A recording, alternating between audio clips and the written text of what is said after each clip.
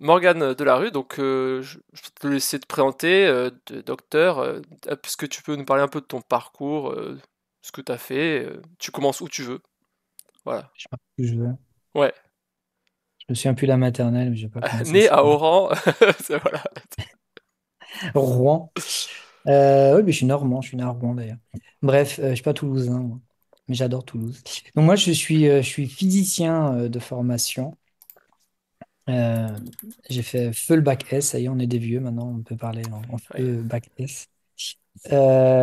J'ai fait prépa et après j'ai fait une école où j'ai fait la physique fondamentale, ce qui est le plus fondamental de physique quantique, relativité, tout le tintouin. Et après j'ai passé de la grecque d'ailleurs, de physique fondamentale. Donc j'ai vraiment passé beaucoup de temps à faire que de la physique. Et pendant mes cours de physique, il y avait un cours de ce qu'on appelle la matière mode ou matière des milieux continus, mécanique des milieux continus, pardon, qui était bon, qui permet de modéliser énormément de choses, mais notamment, on a eu pas mal d'introductions à la biologie de ce point de vue-là, parce que les milieux biologiques sont très bien décrits par toutes les équations de la mécanique des milieux continus. Ça, on peut en reparler éventuellement plus tard. Donc, toutes les propriétés mécaniques je sais pas, de rhéologie, viscosité, élasticité, plasticité, etc., qu'on peut définir pour des milieux solides, elles sont aussi applicables pour des milieux biologiques à une certaine échelle, qui est l'échelle un peu supracellulaire, donc de plusieurs types de cellules. La cellule serait peut-être l'échelle méso, et le tissu biologique serait l'échelle supracellulaire dans laquelle les équations des milieux continus peuvent s'appliquer. Donc en fait, ça a un peu commencé comme ça pour moi, et ça m'a un peu, je dirais pas fasciné, mais interloqué en fait. Et c'est vrai que la bio, ça m'avait toujours un peu interloqué, mais la manière dont c'est fait au lycée, c'est quand même un peu nul, moi je trouve. N'en déplaise c'est pas du tout les profs le problème, hein, c'est les cours en fait. Les programmes.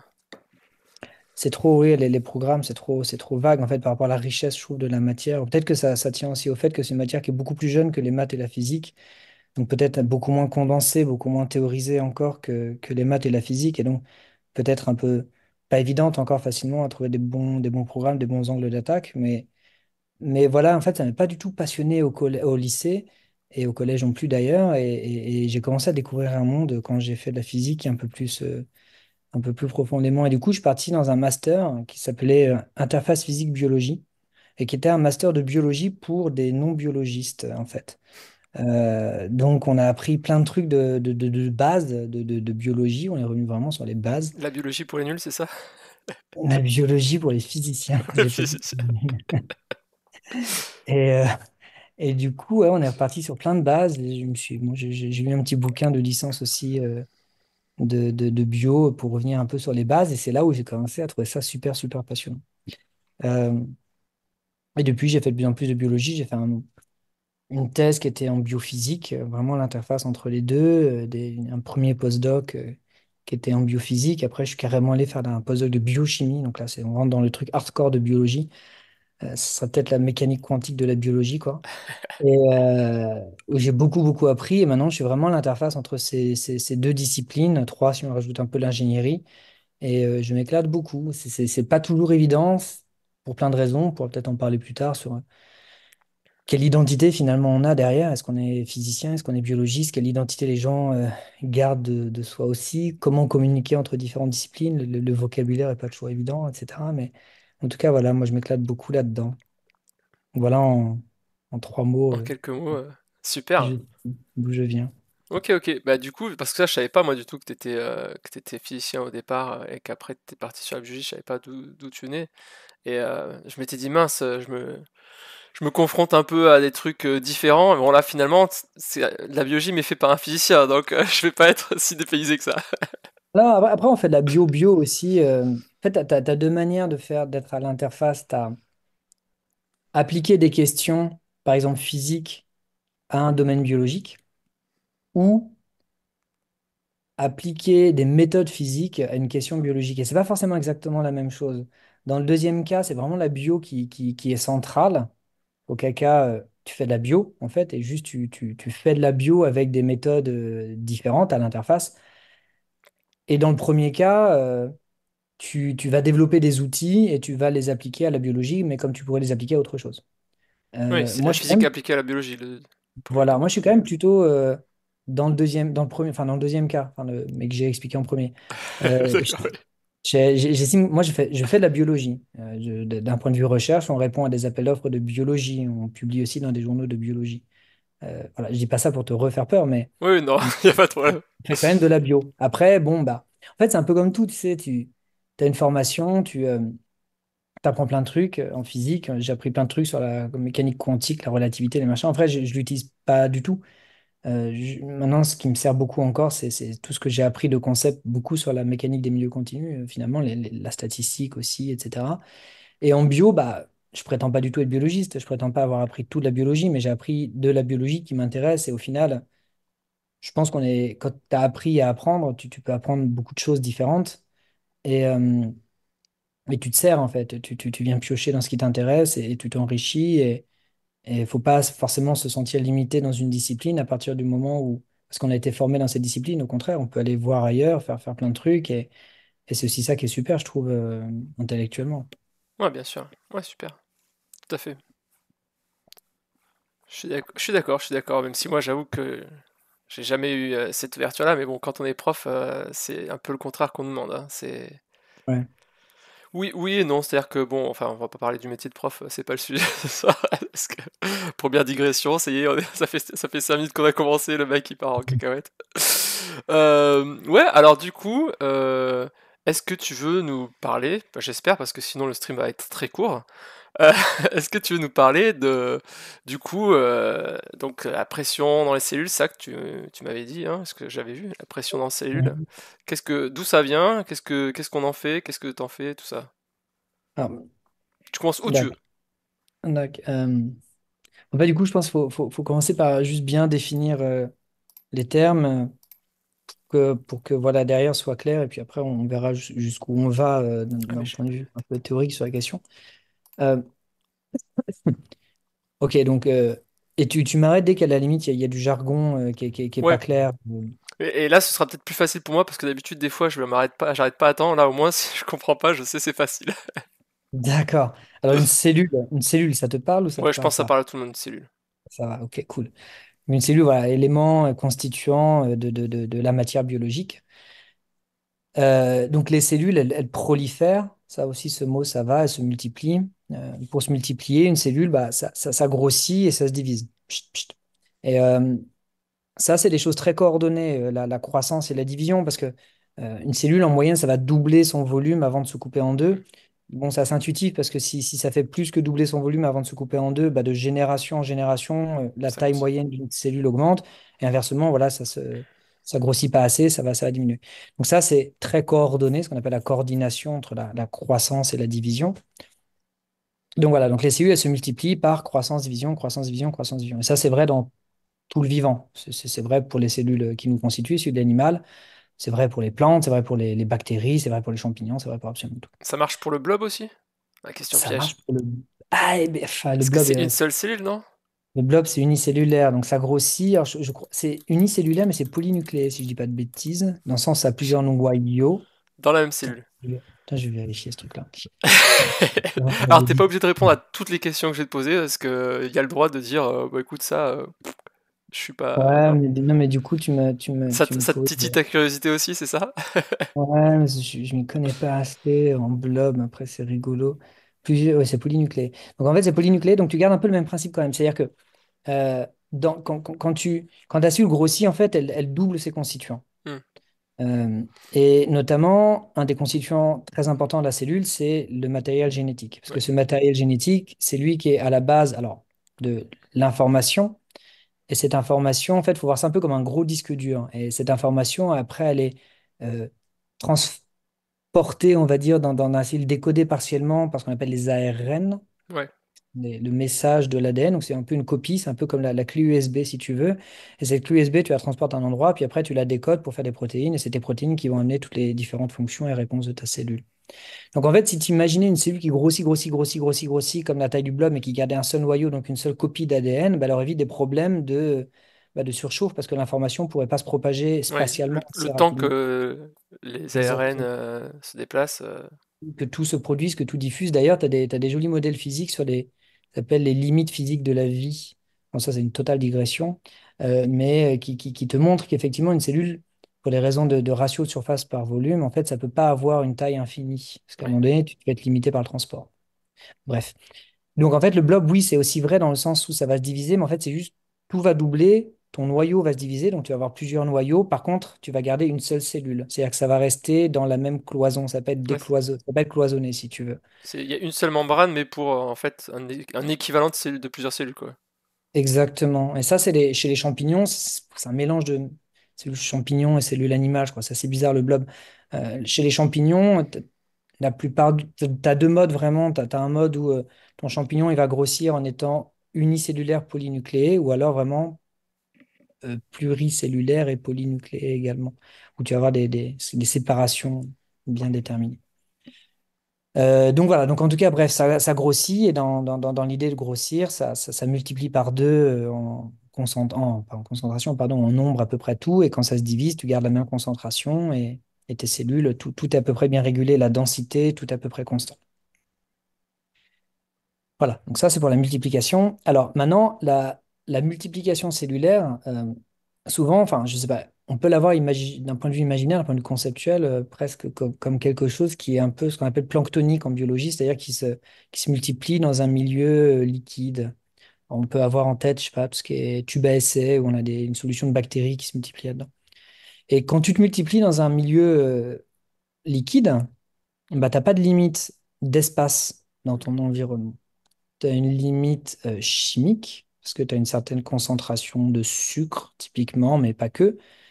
Mais tu n'as pas de limite d'espace, a priori. Ça peut prendre un certain temps avant que tous tes Avant que microbes y rentrent. toutes se touchent. Exactement. Mais en fait, la division planctonique, c'est beaucoup plus l'exception que la règle, hein. Dans la vie, dans le vivant, cette division planctonique, tu vas la trouver bah, dans l'océan, peut-être dans des flaques. Mais tout le reste, en fait, ça se divise, ça se multiplie dans un espace dans un endroit où l'espace est justement une ressource limitée en tant que telle. Tu as plein d'exemples de ça. Le plus simple pour arriver à bien comprendre justement le système, enfin le système conceptuel sur lequel on travaille, c'est tu prends les racines des arbres.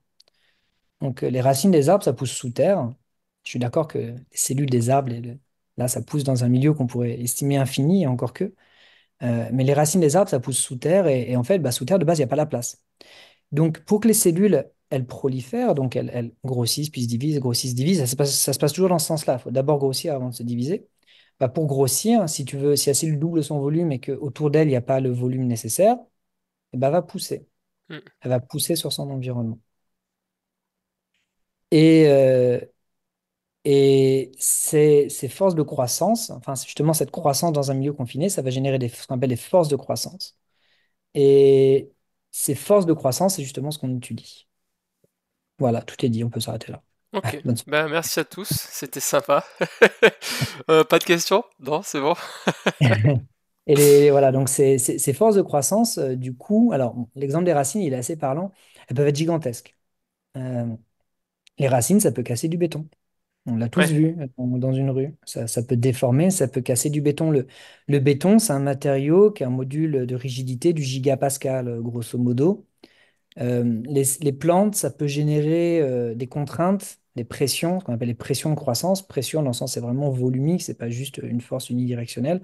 Ça peut générer des pressions de l'ordre du mégapascal, dizaines de mégapascals. ouais. Alors, peut-être qu'on a du mal à se rendre compte ce que c'est. Moi, j'aime bien donner ça comme ordre de grandeur. La pression dans une bouteille de champagne, c'est un bar. C'est 0,1 mégapascal. Voilà, donc si tu imagines un bouchon pouf qui pète, qui part, ça fait mal. Bon, bah, tu imagines 10 fois plus, c'est 1 mégapascal, 100 fois plus, c'est 10 mégapascal. Donc ça, c'est l'ordre de grandeur de ce que peuvent faire les plantes. Les champignons, ça peut développer quasiment autant. Et en fait, d'ailleurs, tu peux montrer que si tu génères des forces de cet ordre de grandeur-là dans un matériau comme du gigapascal, il suffit qu'il y ait une micro-fissure pour qu'en fait, tu puisses propager cette micro-fissure et Hmm. péter le matériau. Donc ces forces-là, voilà, elles sont visibles dans le vivant. On les voit, les plantes, ça fait ça. Ça participe à la biodétérioration. Les microbes, ça peut aussi le faire. Tu as beaucoup de biodétérioration de morceaux d'immeubles, de cailloux. Alors, il paraît que, pour la petite histoire, le nid du sphinx peut-être serait tombé par biodétérioration D'accord. aussi, par sorte de force comme ça qui serait générée. Évidemment, tu as l'érosion naturelle, peut-être ça peut provoquer.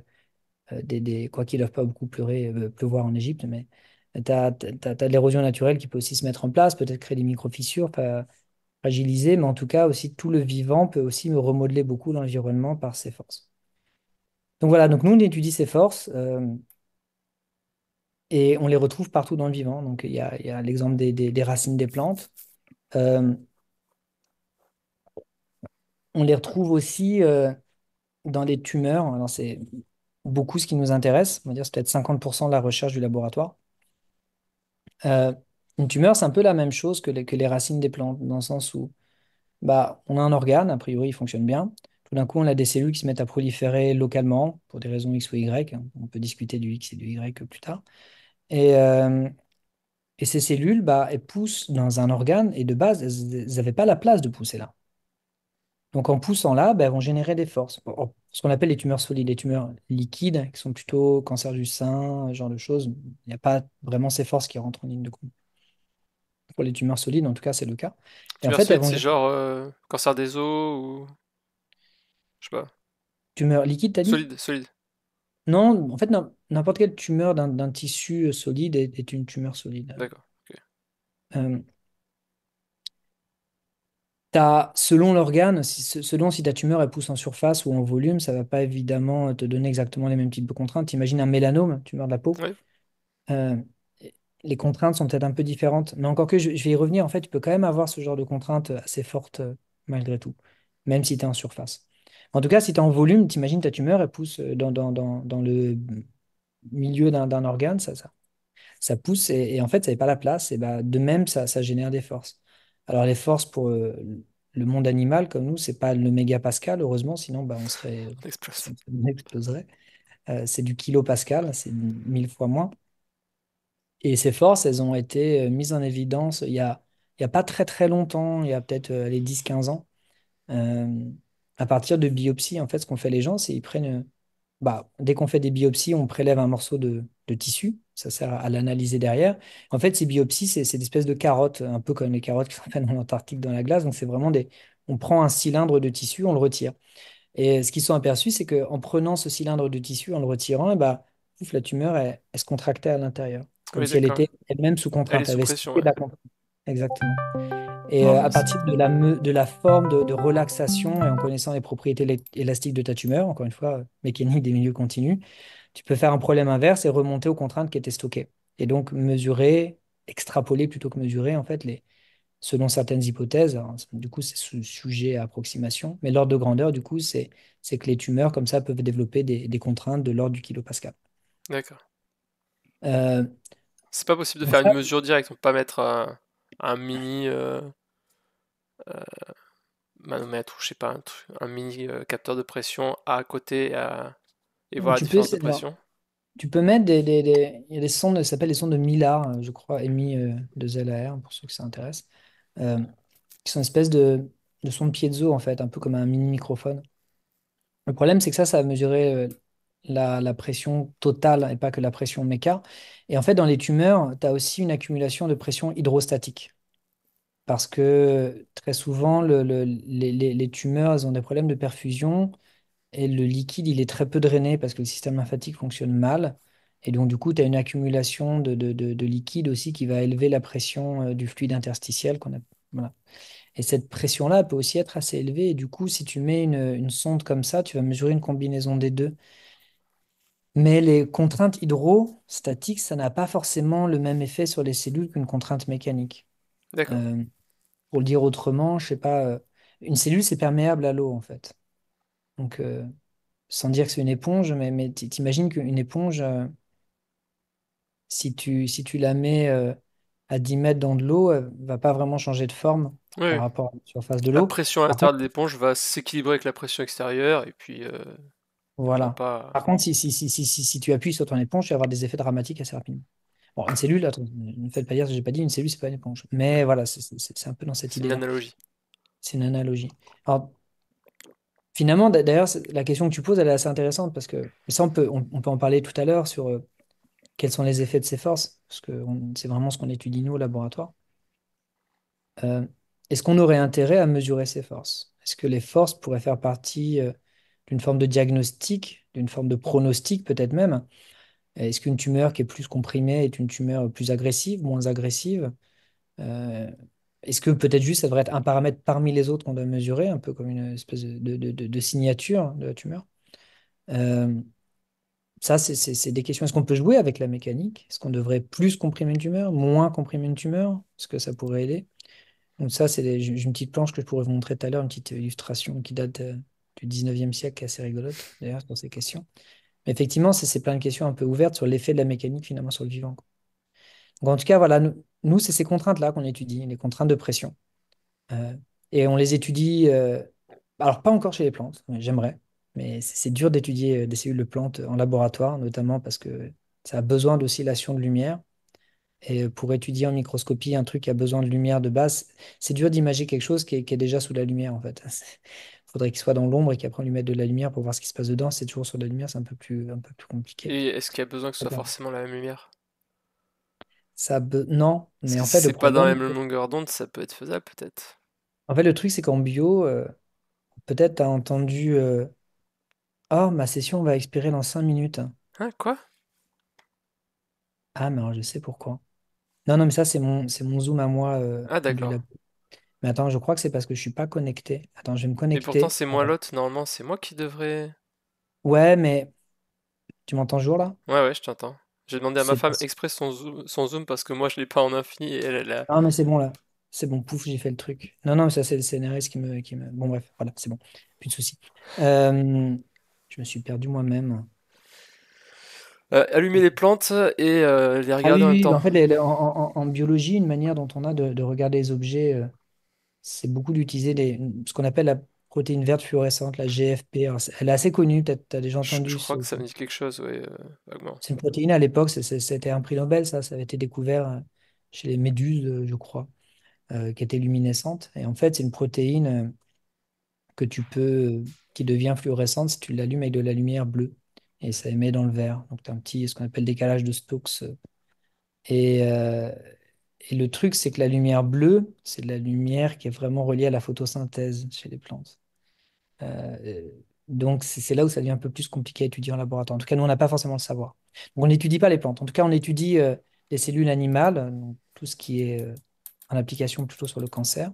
Et après, on étudie aussi beaucoup les champignons, alors pas le blob, mais d'autres, les champignons et les bactéries.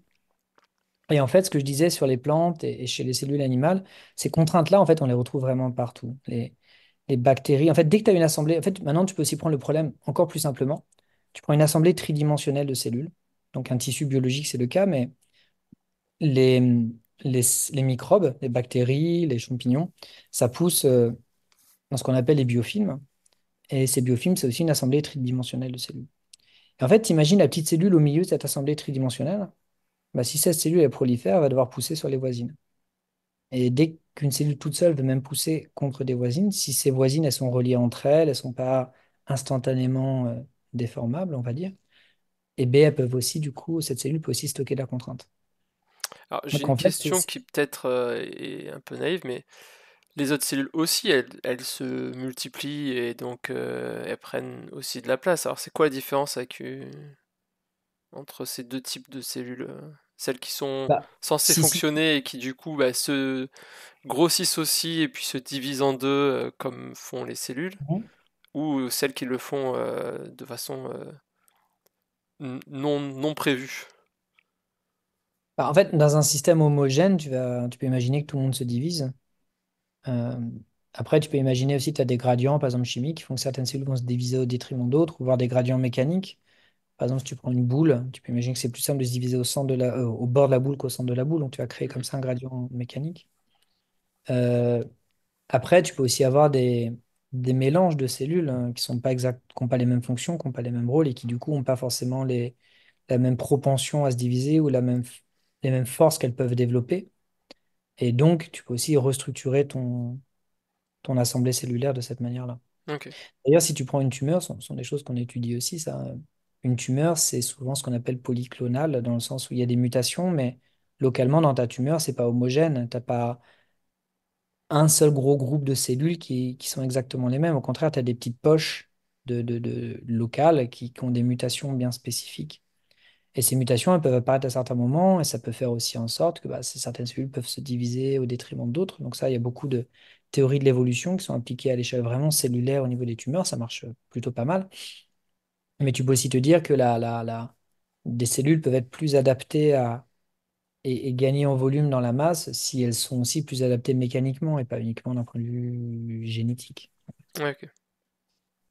Euh, donc du coup, voilà, nous, on étudie plusieurs organismes.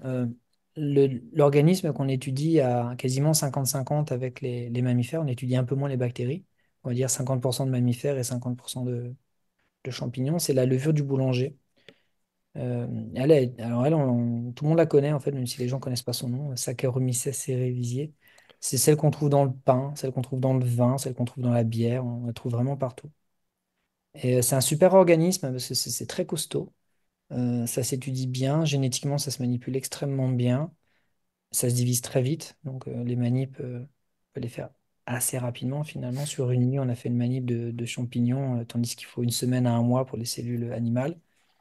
Et, euh, et ça a un autre avantage qui est que leur circuiterie, on pourrait dire génétique, enfin de la manière dont les cellules se répliquent, il y a une grosse partie qui est régulée de la même manière que les cellules animales. Donc ça en fait un bon organisme modèle pour essayer aussi d'extrapoler, de comprendre un peu ce qui pourrait se passer chez des cellules animales, donc par exemple des tumeurs, en étudiant un organisme beaucoup plus simple. Donc c'est aussi pour ces raisons-là notamment qu'on l'étudie. L'autre raison pour étudier différents organismes, ça c'est plutôt le physicien, c'est-à-dire que bah, finalement, on peut se dire, bah, on peut chercher les différences dans les organismes, on peut aussi chercher ce qui est similaire quand on rescale les organismes par leurs données caractéristiques, hein, le temps avec lequel ils vivent, point de vue caractéristique, la force qu'ils peuvent exercer caractéristique, etc. Et est-ce que si on rescale un peu tout ce qu'on trouve, on peut essayer d'extraire des lois un peu universelles de croissance, justement, lorsque les cellules poussent d'un point de vue confiné. Donc c'est aussi pour ça qu'on étudie différents organismes. Il y a le côté modélisation théorique qui nous intéresse beaucoup. Ok, ok. Voilà. Donc en résumé, on écrabouille des cellules et on regarde ce qui se passe. Et ça nous occupe. Et ça vous occupe. Et du coup, en fait, vous écrabouillez les cellules pour essayer de rendre compte un peu de ce que ça peut donner. J'essaye d'imaginer, en fait, votre levure de pain, vous l'écrabouillez et vous essayez de voir, du coup, comment elle se comporte ou enfin, ça change quoi quand vous allez l'écrabouiller, en fait, pour elle? Alors, là, du coup, on rentre un peu dans la question de, OK, donc ces forces-là, on les retrouve partout. Euh, quels impacts elles peuvent avoir sur les cellules? Euh, alors, les deux premières choses qu'on a regardées sont justement bah, croissance et division. Parce que c'est la croissance et la division, enfin, la croissance surtout, qui est à la base de ce qu'on appelle cette pression de croissance. Et la division également est censée être coordonnée avec ça. Donc, ce qu'on a vu depuis longtemps, et ça c'est vrai chez tous les organismes qu'on a observés, levures, donc champignons, bactéries, cellules cancéreuses, c'est qu'en fait et la croissance, donc l'augmentation de volume, et la division ralentissent. Donc plus la force est grande, plus les choses se passent, on pourrait dire, lentement. Euh, et ça, on l'a vu pour tout le monde. Ok. Alors, bon, voilà, ça c'était il y a maintenant quelques années. Euh, Maintenant, la question qui se pose, c'est bah, pourquoi? Et ça va nous occuper plusieurs années.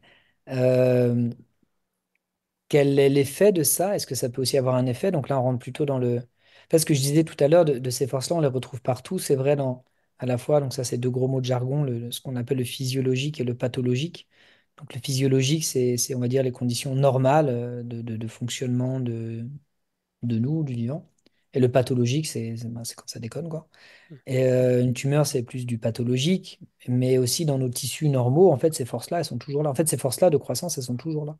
Elles ont été à la base de la formation de qui on est, mais parfois, peut-être les cellules peuvent se déréguler, les intégrer autrement, en développer un peu plus, etc. Et notamment, ça peut avoir l'effet pathologique comme des tumeurs. Donc effectivement, comprendre l'effet de ces forces et comprendre pourquoi tout d'un coup, une cellule qui bah, ne se divise pas lorsqu'elle est comprimée se met à se diviser.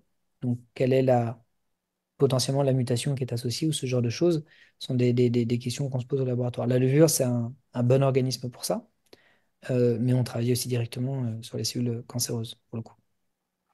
Ok. Et c'est quoi l'ordre de grandeur des pressions que vous mettez en contrainte sur vos cellules? C'est- Alors nous, on fait rien. On est feignants. Nous, ce qu'on fait, alors ça, je vais partager quelques planches Ouais, si pas de tu problème. veux. Vas-y. Euh, alors attends, c'est où? C'est là. Tiens, c'est un peu ces planches-là que j'ai. Euh, alors, je vais commencer peut-être par ça. Nous, on fait rien. On est feignants, donc comme je Vous disais. Donc payez nous, on a quelqu'un des. pour le faire à votre place? Bah ouais, les cellules. Juste, on leur donne à manger et elles font le taf. Ça a marché. Euh, nous, en fait, ce qu'on fait en laboratoire, donc je suis dans un laboratoire d'ingénierie euh, qui dispose d'une salle blanche. Je sais pas si tu vois ce que c'est qu'une salle Oui, blanche. oui. Alors, oui, Ok. enfin, on peut expliquer pour les vieux, hein, une salle blanche, c'est quoi du coup? Alors, une salle blanche, c'est un endroit qui est très propre, d'où le nom blanc. On a aussi des salles grises qui sont un peu moins propres, mais qui sont quand même très propres. Euh, et qui sont des endroits, en fait, qui sont très utilisés pour construire. De base, en fait, c'était tout ce qui était microélectronique, tous les processeurs, etc. Et en fait, nous, au laboratoire, on fait notamment ce qu'on appelle de la microfluidique. Donc, la salle blanche dans le laboratoire où je suis, le LAS CNRS à Toulouse, c'est une des plus grandes salles blanches académiques de France, qui est gigantesque, qui est sur 1600 mètres carrés, je crois. Oui. Donc c'est grand, on peut se perdre, et dans laquelle on peut faire énormément de choses différentes. Parmi nous, les procédés qu'on utilise, on utilise justement tous les procédés, ce qu'on appelle la photolithographie. Donc l'idée, c'est de construire avec de la lumière, et on construit des moules pour faire de la microfluidique. Alors ça, j'ai pas du coup de planche sur la microfluidique. Si Amine, vous avez des questions plus tard, ou je pourrais te donner un lien d'un étudiant de l'équipe, tant qu'à faire, je fais de la pub, qui Ouais, a bah fait ouais, une carrément. superbe vidéo explicative sur la microfluidique, qui est vraiment bien, donc comme ça, puis en plus qui a été filmée dans la salle blanche du labo, donc ça fera de la pub pour le labo, quoi. Donc bref, donc, voilà, ça c'est des principes d'ingénierie. En fait, la microfluidique, ça vient de la microélectronique. L'idée, microélectronique, on crée avec de la lumière des circuits électriques. Et bien là, ce qu'on fait, c'est au lieu d'avoir des circuits vraiment, on pourrait dire 2D, on vient créer du volume. Donc on crée des circuits. Et ces circuits, on peut les mouler avec un matériau biocompatible, transparent, qu'on appelle le PDMS, polyméthyl, euh, di, dimethylsiloxane, pardon, qui est un silicone totalement biocompatible, qu'on trouve partout. Il y en a même dans le shampoing, dans le coca. C'est un émulsifiant aussi. Et, euh, Et ce matériau, du coup, après, quand on le démoule et qu'on le colle sur du verre, bah, ça fait des canaux dans lesquels on va mettre des fluides. Et donc, on fait de la microfluidique comme ça. Et il y a beaucoup d'analogies d'ailleurs en hydraulique, électrique. Ça doit te Oui, parler. oui. Résistance hydraulique, résistance électrique, Le débit, débit. débit, intensité, delta pression, delta voltage, etc. Et bah nous, du coup, voilà, on crée des puces comme ça. Et ces puces en microfluidiques, elles sont très utilisées notamment pour les études en biophysique parce qu'elles permettent de contrôler facilement un environnement chimique, voire mécanique. Donc, typiquement, voilà, on développe des puces, et ces puces-là, donc là, ce qui nous intéresse pour l'étude en question, bah, c'est de créer des chambres de confinement, vu que cette pression de croissance, elle vient lorsque les cellules sont confinées. Donc, on a des chambres dans lesquelles on a une entrée, sortie. Donc, une entrée, pouf, on peut mettre des cellules. Ça, les trucs avec les petits points là, c'est des cellules. Les petits points, on pourrait dire, c'est les noyaux. Et après, cette chambre, pouf, on vient la fermer. Donc, les cellules, bah, ça fait un espace confiné. Sur le côté, et après, j'ai montré des vraies images, hein, ça, c'est des dessins. Sur le côté, on a des petits canaux. Et les canaux, ils sont trop petits pour que les cellules puissent sortir. Donc, ça confine. Mais ils sont assez grands quand même pour pouvoir alimenter. Voilà, on leur donne de la nourriture. Hmm. Après, bah, qu'est-ce qui se passe? Bah, les cellules, elles prolifèrent là-dedans, parce qu'une cellule, ça prolifère. Et à un moment donné, la chambre, elle est remplie. Et quand la chambre, elle est remplie, eh bien, les cellules commencent à développer des forces. Et nous, on vient mesurer ces forces. Et par microscopie, on peut aussi venir imager les conséquences de l'effet de ces forces à mesure que les forces se développent. Donc, ça veut dire que, alors, on peut avoir aussi des événements, des éléments, pardon, mobiles et venir écrabouiller instantanément des cellules si on veut. Mais on le fait peu parce que c'est pas exactement le même type de force. Nous, ce qu'on fait, c'est surtout ça. On fait rien. D'accord. On crée T'as, des t'as chambres. la pensée de Pierre qui te demande c'est quoi l'ordre de grandeur des tubes? Pour qu'il y ait les cellules qui puissent pas sortir là comme ça, c'est quoi l'ordre de grandeur? Ça dépend des cellules. Euh, Typiquement pour des cellules animales. Alors, ça dépend des. Ok, donc pour les cellules Un ordre animales, de grandeur, quoi, c'est pas obligé ouais, d'être. c'est micron, micron. Mais ça peut être submicrométrique. D'accord. Euh, Quand on confine des bactéries, une bactérie, la cross-section, la dimension la plus faible, ça peut être 500 nanomètres. Donc dans ce cas-là, on va avoir des petits canaux là qui vont faire 200 par 200 nanomètres. Ça, c'est pas facile à fabriquer, ça c'est pénible. Les levures du boulanger, typiquement, c'est des boules de 5 microns. Donc on va faire des canaux de 1 micron par 1 micron. Les cellules animales, c'est plutôt des boules de 15 microns. Donc on va faire des canaux de 5 par 5 microns. Super. Et en plus, du coup, j'imagine que l'avantage, c'est que comme ça, vous contrôlez la pression hydrostatique, y a pas. Vous êtes sûr que la pression, elle est juste mécanique, là. Yes, on contrôle tout. C'est de la microfluidique, c'est trop bien, on contrôle tout. On Faites de contrôle la combien on microfluidique. alimente. Ouais, ouais, non, mais c'est génial, la microfluidique, moi j'adore. Euh, bon, ça, on l'apprend pas trop pour le coup, c'est plus des trucs d'ingénierie, on l'apprend pas trop en physique fondamentale, ça. Euh, mais oui, non, on peut contrôler facilement les écoulements. Les écoulements à ces échelles-là, ils sont totalement laminaires, il n'y a pas de turbulence, donc on peut aussi prédire, on peut créer des gradients chimiques très facilement, on peut tout d'un coup, pouf, allumer, éteindre, et changer de milieu, de culture, on peut faire énormément de choses, honnêtement. Et les cellules que vous mettez là, c'est toutes les mêmes cellules? Ou vous mettez des cellules exprès pour pousser plus les autres? Ou Alors, on peut mettre des mélanges de cellules, on peut mettre, souvent on démarre par une assemblée de cellules homogènes, parce qu'on veut étudier déjà ce qui se passe sur une assemblée de cellules homogènes, c'est déjà pas mal parce qu'on piche pas tout. Maintenant, on commence à mélanger un peu des cellules pour faire la compétition, justement. On va voir s'il y en a une qui pousserait plus forte que l'autre. Euh, Attends, je vais peut-être commencer par... Là, je passe plein de trucs, mais peut-être commencer par les levures, là. ouais? Ça, c'est parce que la puce chez les levures, en fait, les levures, c'est simple parce que c'est vraiment de l'unicellulaire, ça a l'air pas. Donc ça, voilà, ça, c'est la levure du boulanger qu'on trouve dans le pain, la bière, le vin, tout ce qui est bon dans la vie, quoi. Et en fait, c'est des Donc cellules ça, qui c'est 5 microns, bourgeonnent. quoi. Voilà, ça c'est un diamètre de 5 microns. Alors ça pousse par bourgeonnement. Donc t'as une espèce, c'est ovoïde, hein, on est à Toulouse, hein, c'est un ballon de rugby quoi. Et c'est un ballon de rugby qui donne naissance à un ballon de rugby. Donc t'as un ballon de rugby et t'as un petit bourgeon comme ça qui pousse. Et une fois que le bourgeon il a atteint la taille nécessaire, qui a presque globalement doublé le volume total, bah pouf, le bourgeon il se sépare et ça crée une nouvelle cellule. Et ça, bah voilà, ça c'est typiquement à quoi ressemble une de nos manips. Donc là, on a de la levure du boulanger. J'ai repassé le film doucement. Donc là, déjà, j'ai présenté la puce. Donc là, c'est une puce microfluidique. Donc là, vous voyez la dimension, 20 microns. Donc ça va faire une cinquantaine de microns par cinquantaine de microns. Donc c'est petit. Et là, les canaux, ils font 1 micron par 1 micron. Ah oui, je les Donc voyais là, pas. Ah oui, d'accord. Ah oui, je sais pas si vous les tout voyez, petit il y a, ca- il y a des, il y a des il y a tout des petits petits, canaux tout là. petits trucs là qu'on voyait pas. Je voyais le central, je le voyais bien là, mais les tout petits trucs, je les voyais pas. Non, mais t'inquiète. Si, si, non, mais je vais Maintenant mettre que ça tu, en maintenant que tu grand. le dis, je vois bien, hein. C'est juste qu'au départ, j'avais pas fait gaffe. Ça n'a pas de raison d'être petit comme ça, hein. Touc, on va mettre ça en grand. Voilà. Attends, par contre, j'ai mis une autre tête là-dessus. Moi, j'arrive pas. Voilà. Donc là, il y a des petits canaux. Donc ça, c'est la levure du boulanger. Donc là, on la met là-dedans. Et elle pousse en bourgeonnant. Tiens, là, vous voyez peut-être, si vous regardez celle-là, là, Oui, on voit tac. un tout petit truc qui commence à Ouais. pousser là. Ouais. Ça, c'est un bourgeon. Puis pouf, après, le bourgeon, il se sépare et ça fait d'autres bourgeons. Bon, là, très vite, ça se mélange. Et là, on voit plein de bourgeons. En anglais, c'est budding yeast. En français, on appelle ça la levure bourgeonnante aussi. Voilà, donc ça pousse, ça pousse, ça pousse, ça remplit la chambre. Là, on a créé ce qu'on appelle une valve auto-fermante. Ça marche bien dans ce cas-là. En fait, l'idée, c'est qu'une fois que ça va créer de la pression, parce que ça a commencé par remplir la chambre, donc à un moment donné, il n'y a plus de place, donc ça pousse. Et en poussant, bah, ça déforme. Tac. C'est un matériau Ah oui, élastique qui est d'accord, collé. oui, la chambre se. Il y a la pensée de Pierre qui redemande, il y a une densité de max là à l'intérieur? De cellules, Ouais. je suppose. Euh, Bah, en fait, les cellules, elles vont rentrer au touche-touche, et dès qu'elles sont au touche-touche, elles vont commencer à se pousser sur elles-mêmes et sur les cellules. On va y avoir deux phases quand on regarde ce qui se passe exactement. On va y avoir une première phase de densification. Donc, on va augmenter le nombre de cellules par unité de volume. Et après, on va atteindre une forme de densité max, ouais. parce que les cellules, elles vont pas vraiment perdre en volume, mais elles peuvent pas être infiniment déformables non plus.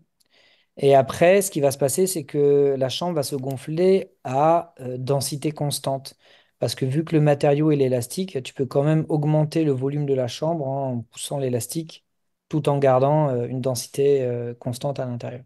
Donc tu as deux phases. Une première phase de densification où la pression quand même augmente, et puis après une deuxième phase où la pression continue d'augmenter, mais à densité de cellules constante. Ok. Et je me demandais, là, on a l'impression sur la vidéo que c'est plus petit qu'avant. Est-ce que c'est juste parce qu'en fait, on a superposé plusieurs, on voit Sur quoi? plusieurs plans et donc du coup, on voit plus de séparation, mais en fait, c'est pas plus petit. Ouais. En fait, Ça. on a mesuré très, très précisément le volume des cellules, et le volume, il ne change pas, Ouais, ok. ou à la marge. Oui. Euh, En fait, le volume, il change un peu, mais il diminue, mais en fait, c'est facile à... Enfin, c'est facile à comprendre. Si vous avez suivi, c'est facile à comprendre. C'est facile à comprendre parce que le... vu que les cellules arrêtent de se diviser, en fait, elles commencent pas à se diviser. Donc, vu qu'une cellule, ça double le volume avant de se diviser, ben, en fait, on va s'arrêter sur des cellules plus petites avant qu'elles aient doublé leur volume. Oui, donc en moyenne, ça prend. Oui, d'accord. Hmm. Voilà, donc en moyenne, on a plus de cellules petites, mais c'est pas que leur volume a été diminué. C'est juste qu'elles se sont, vu qu'elles se divisent plus, elles sont au début Elles sont du, bloquées en phase petite. voilà, ce qu'on appelle le cycle cellulaire. Ah, pardon, c'est Donc, derrière, pardon. hmm. Non, c'est le chat qui me disait juste une réflexion sur le chat, mais qui était annexe, pardon. Ah, d'accord. Euh, et donc voilà, donc ça c'est une pince auto-fermante, parce que tu vois, ça développe des forces, et en développant des forces, ça pousse dans toutes les directions, et en fait, ça vient fermer la pince. Et en fermant la Ah oui, pince, d'accord. eh ben, les cellules se confinent. Donc, tu as une espèce de boucle de rétroaction positive comme ça qui se met en place, où plus il y a de pression, plus la pince est fermée, plus la pince est fermée, plus c'est confiné, plus il y a de pression, blablabla. Et après, nous, en mesurant la déformation de la chambre, ça on peut le calibrer, c'est un matériau élastique simple, linéaire. Donc, en calibrant bien le matériau, eh bien, on peut remonter à la pression juste en regardant la déformation de la chambre. Ça se déforme pas mal hein, quand même. Ah oui, oui. Ça, pour information, le PDMS, le matériau, son module élastique, c'est du mégapascal. Donc, vous voyez comme ça déforme les levures. Oui, Ça d'accord. pousse Oui, un parce que là, max. ça a pris combien? Ça. Ça Un. double quasiment en volume total, hein, tout Oui, compris. en volume, oui, parce que là, nous, ce qu'on voit, c'est Ouais. enfin, deux Et dimensions. Mais sur c'est une vrai que dimension, ça fait du 1, fois 1,25, un truc comme ça, on dirait. À vue de bon, nez. ça, Enfin, à vue de oui. nez, quoi. Je sais pas. Ouais, tu gagnes. Après, En bon, fait, ça dépend c'est comment c'est dans compliqué, le. c'est compliqué à raisonner parce que en fait, c'est pas un matériau homogène qu'on comprime, c'est une cavité qu'on pousse. Hmm, Et de ce point de vue-là, il faut pas tant raisonner sur la différence de volume, c'est pas la bonne métrique, c'est plutôt la différence de position qui va nous intéresser, d'accord. si je suis clair. Donc voilà, donc ça, c'est un des premiers dispos que j'avais développé quand j'étais en postdoc. Euh, Tac, je le remets derrière là, pour avoir mon petit ordre de planche. Ouais, Donc ça, maintenant, on quand a t'es pas tout des... détruit tes planches. Non, non, non, non, c'est juste pour pouvoir après repasser dans mes planches. Puis c'est pas grave, je l'ai fait exprès pour ça. Ah, ok, super. Après, voilà, maintenant, ces puces-là, on les a pour plein de choses. On en a pour des bactéries. Donc, alors, c'est pas les mêmes challenges, en fait, quand on va passer chez la bactérie. Typiquement, la bactérie, ce qui va être dur, c'est de faire des canaux beaucoup plus petits. Oui, En salle blanche, faire du sub-micrométrique, c'est un peu galère. Chez les mammifères, ça nous a pris aussi beaucoup de temps, mais on a finalement voilà, un petit dispo qui est celui-là, ce que j'avais passé là tout à l'heure. Je vais pas rentrer dans le détail, parce que c'est galère, ça ok. n'a pas forcément intéressé tout le monde. Enfin, ça va prendre un bon 5 minutes pour forcément pas grand-chose. Mais globalement, ce qu'on met là-dedans, c'est voilà, c'est une boule de cellules. Donc ça, c'est pas une cellule, ce qu'on appelle un sphéroïde. Donc c'est une assemblée multicellulaire. Déjà, c'est une mini-tumeur, si vous voulez. Mhm. On les met pareil dans cette cage, toujours le même principe, des microcanaux, une petite cage qui confine. Ce qui a été dur, voilà, pour ces cellules-là, c'est de développer un capteur de pression. Les cellules mammifères, elles développent du kilopascal. On ne peut pas utiliser la déformation directement de ce matériau que mégapascal. Ouais, Donc en c'est fait, trop. on a Ça le déformerait pas développé, assez, quoi. ça déforme pas assez. Donc en fait, ce qu'on a développé, c'est une membrane suspendue, un peu comme un clapet. Donc c'est D'accord, attaché tout en haut, donc pas sur les côtés ni en bas. Et ça, c'est très déformable, même si le matériau il est aussi élastique qu'avant, toujours mégapascal. Vu que c'est beaucoup plus fin et c'est attaché nulle part, en fait, ça c'est assez déformable. Donc là, typiquement, vous voyez une mini tumeur qui pousse et qui pousse ce clapet là et qui nous permet de mesurer les forces. Donc voilà, donc on a des dispos comme ça en microfluidique pour plein d'organismes, bactéries, levures, mammifères, et on vient mesurer à l'intérieur. euh, ce qui se passe d'un point de vue division, d'un point de vue croissance, d'un point de vue réponse biologique de manière générale. Ok, Donc ok. voilà, pour répondre à ta première question, qu'est-ce qu'on fait? Bah rien. Euh, on- si on fait un truc, On les c'est nourrit. on met, voilà, on met les cellules dans les chambres, on leur donne à manger, ça c'est pas le plus complexe, et après bah, on attend et les cellules elles développent des forces d'elles-mêmes en fait. C'est vraiment, c'est pas des contraintes, c'est pas des, comment dire, des stress que nous on génère sur les cellules le génèrent elles-mêmes. Hmm. C'est ça qui rend ces contraintes un peu différentes des autres contraintes qui sont un peu plus étudiées en biologie pour les gens qui connaissent. Ah, il y a la pensée derrière qui repose comme question de quel type de cancer il s'agit. T'en as déjà parlé tout à l'heure. Est-ce que tu peux le redire rapidement? C'était sur les Alors, solides et liquides, c'était ça? tumeur solide, en fait, bon, il y a plusieurs tumeurs pour lesquelles ces contraintes-là sont particulièrement importantes. Les trois grosses sont les tumeurs du cerveau, ça s'appelle les glioblastomes. Ce sont des tumeurs, bon, la boîte crânienne, ça porte bien son nom. C'est vraiment très confiné, mais pour le coup, il y a de l'os. Alors là, d'un point de vue confinement, on ne peut pas faire mieux. Donc, ça, c'est des tumeurs qui sont souvent très, très, très comprimées. Les cancers du sein sont très comprimés. Et les cancers du pancréas sont également très comprimés. Donc là, c'est du cancer du pancréas. Mais en vrai, ça pourrait être du cancer du sein, vous ne verriez pas la différence. Euh, voilà. Alors si je fais un Nous, on petit parallèle, étudie. est-ce qu'un cancer du cerveau, ça peut attaquer la boîte crânienne? Comme les plantes, tu disais qu'attaquer le béton, est-ce qu'un cancer du cerveau, ça peut attaquer une boîte crânienne comme ça? Ça peut développer des forces telles que ça peut Oui, endommager enfin après, l'os. pas faire un trou, je voulais pas forcément dire un trou et que ça sorte comme dans un mauvais film, mais Alors, je pense pas. Euh,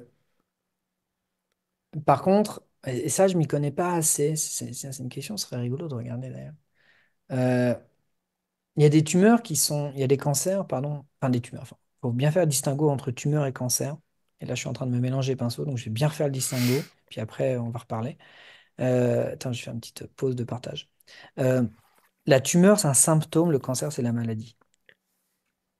Ok, le ok. nez qui coule, c'est le symptôme. Le rhume, c'est la maladie. Le cancer, voilà, c'est systémique. Il se passe plein de trucs. C'est le nom de la maladie. La tumeur, c'est un symptôme de cette maladie. Donc, par exemple, il y a des cancers, comme le cancer du pancréas. Enfin, chaque cancer, ils ont ce qu'on appelle des niches particulières pour les métastases. Donc, les métastases sont la, la tumeur, pour le cancer du pancréas, la tumeur principale se trouve dans le pancréas, mais après, on peut avoir des tumeurs secondaires qu'on appelle les métastases qui sont dans des organes différents.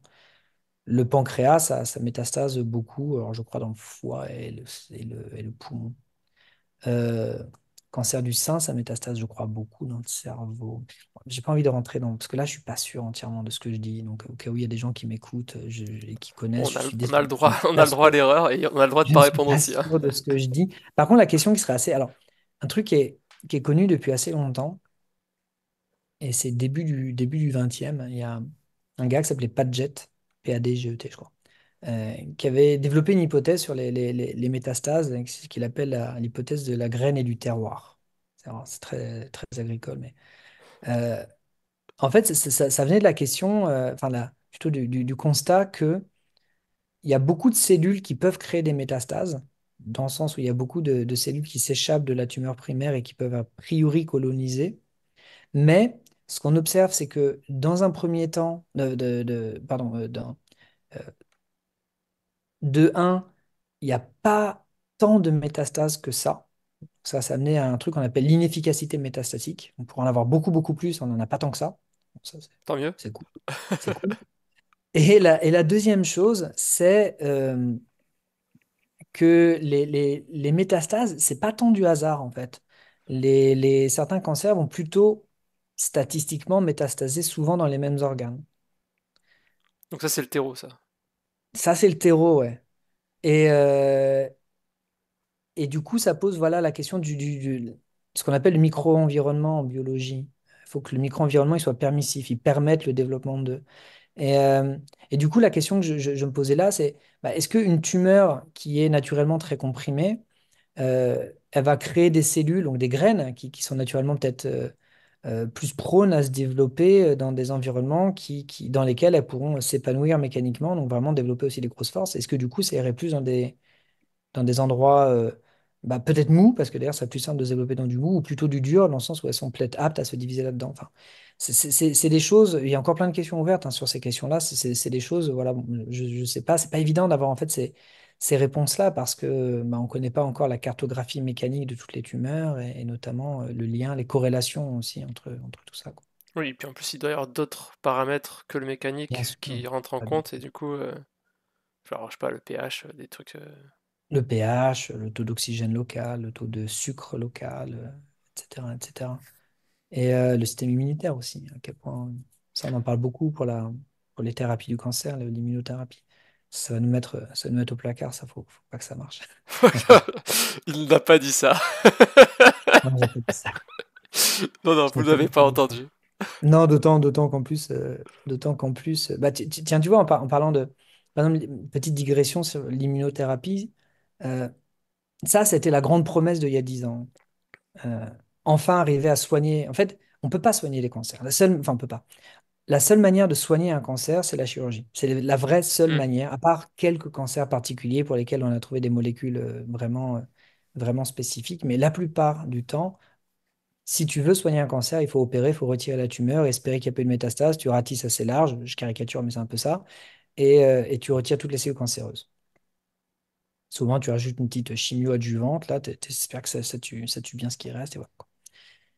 Et, euh, et si c'est pas opérable, c'est le cas du cancer du pancréas. Le cancer du pancréas, c'est un cancer qui est parmi les plus mauvais, un Hmm. taux de survie à 5 ans qui est ridicule. Je crois que 5% de taux de survie à 5 ans. Parce qu'en fait, le problème, c'est qu'il est détecté trop tard, et étant détecté trop tard, bah, il n'est pas opérable. Et bah, pas opérable égale, il n'y a pas de molécule magique. La chimiothérapie, la plupart du temps, ça sert à diminuer la taille d'une tumeur, soit pour pouvoir essayer de l'opérer, soit pour gagner du temps. Mais une chimiothérapie, ça te fait gagner du temps, ça te soigne pas à proprement Hmm. parler. Ou alors ça te soigne parce que tu peux diminuer la taille de la tumeur et venir opérer. L'immunothérapie, c'est vraiment pas ça. L'idée, c'était de dire, ben, enfin, c'est de dire que tu vas, euh, tu vas renforcer ton système immunitaire pour qu'il s'attaque à la tumeur. De base, il ne le fait pas parce que ta tumeur, c'est du soi, c'est à toi ta tumeur. Donc, tu as tout ce qu'on appelle enfin, les réponses auto-immunes, en fait, sont, dans certains cas, impossibles. Ton corps, il ne s'attaque pas à lui-même. Donc, l'idée de l'immunothérapie, c'est d'entraîner ton corps à s'attaquer lui-même, entre guillemets, à attaquer les cellules cancéreuses qui le composent. Parce que si tu arrives à faire ça, ben, en fait, ton corps est sacrément bien équipé de base pour arriver à se soigner. Donc c'était un peu ça les promesses de l'immunothérapie. Enfin, c'est un peu ça les promesses de l'immunothérapie. Ça marche très bien pour certains types de cancers et ça marche très mal pour d'autres. Et notamment des cancers. En fait, quand ça s'aperçoit, c'est que si le micro-environnement ben, il est trop compact, bah, tu peux avoir créé les meilleures cellules immunitaires du monde. Si elles n'arrivent pas à rejoindre la tumeur, bah, en fait, il ne se passera rien, quoi. Ouais, si mécaniquement les cellules immunitaires n'y arrivent pas mécaniquement jusqu'à la cellule, c'est ça, c'est le ça. Bah oui, elles n'y arriveront pas. Et du coup, elles peuvent avoir l'effet le plus beau du monde. Si elles ne peuvent pas l'appliquer, il ne se passera rien, quoi. D'ailleurs, il y a un très beau papier là qui vient de sortir. Une chercheuse de l'Institut Curie qui montre assez joliment ça dans je ne sais plus quel type de cancer. J'ai vu sur Twitter qu'elle avait été citée par McLesky. Je trouve ça quand même sacrément classe. Si un jour McLesky il cite ma recherche, je trouve ça classe quand même. Bref, c'est héros de l'enfance, tu sais. Et, euh, et comment dire, et elle, par contre, elle a montré qu'effectivement, peut-être un truc qui pourrait être sympa, c'est d'arriver à injecter localement dans la tumeur ces cellules immunitaires modifiées. Mais ça perd un peu peut-être le côté c'est le corps qui fait tout seul et donc on est sûr que tout va y passer quoi. De toute manière, c'est jamais ton corps qui fait tout seul, tu l'entraînes. Dans Oui, l'immunothérapie, tu l'entraînes, ton corps. Très souvent, la manière dont c'est fait, c'est que tu prélèves une partie de ton système immunitaire, tu prélèves une partie de cellules cancéreuses et tu entraînes in vitro ces cellules immunitaires à infecter les cellules cancéreuses, et puis après, tu les réinjectes dans ton corps. C'est rarement fait soi-même. Parce que si c'était fait soi-même, en fait, ça marcherait de base. Alors peut-être qu'il y a certains cas où ça marche, hein, mais c'est pas ça l'idée de l'immunothérapie, c'est vraiment une d'accord. thérapie. Il faut vraiment Mais faire quelque donc chose comme. ouais, ok. Enfin, ça, c'est un cas d'immunothérapie. Il y en a d'autres, encore une fois, pour les gens qui m'écoutent et qui connaissent, je simplifie exprès. Oui, oui. Euh, Oui, en temps mais, secret. mais effectivement, tu vois, ça pour dire que ce micro-environnement, il est très important dans le cas des tumeurs. Euh, D'ailleurs, on peut peut-être en venir à voilà, quelques trucs moi, qui nous animent d'un point de vue recherche sur le cancer. Euh, un truc qu'on a vu sur l'effet de ces contraintes, En fait, ces contraintes, on pourrait dire, elles sont mi-figue, mi-raisin, quoi. Euh, Ce qu'on sait, c'est qu'elles diminuent la prolifération. Ok. Tu pourrais dire, bah, si ces forces-là se développent lorsqu'une tumeur se développe et que ça diminue la prolifération d'une tumeur, bah écoute, tant mieux, non? C'est bien. Bah, c'est cool. Sauf que, déjà, rien ne te dit que tu peux pas avoir des nouvelles mutations qui sont quand même sensibles à la pression, mais peut-être un peu moins sensibles. Donc ça bypass. Et puis aussi, tu as les questions des métastases. C'est pas parce que ça arrête de proliférer que ça va pas arrêter de migrer en dehors d'eux. D'ailleurs, c'est peut-être ça, en partie, la différence entre des tumeurs qu'on appelle malignes et des tumeurs bénignes. Une tumeur bénigne, ça veut dire que ça pousse pas, ça veut dire que, a priori, elle ne devrait pas métastaser. Hmm. Ça veut pas dire que ça pose pas de problème. J'avais une amie qui avait une tumeur bénigne au-dessus de l'hippocampe, je crois. Et en fait, elle poussait tout le temps, elle devait se la faire ratisser. Elle pouvait pas la faire retirer entièrement parce que c'était trop proche de l'hippocampe. Mais elle pouvait se la faire retirer, je crois, tous les 5 ans. Elle passait sur le billard. Et la tumeur en tant que telle, elle n'était pas dangereuse dans le sens où elle pouvait pas forcément métastaser, créer un cancer un peu généralisé. Mais en fait, bah, c'est quand même une tumeur qui va appuyer sur ton cerveau, donc c'est Ouais, pas après, bien. mécaniquement, encore une fois, c'est pas. Techniquement, c'est pas bien. Par contre, peut-être que si tu arrivais à la contrôler mécaniquement, tu pourrais essayer de faire des choses.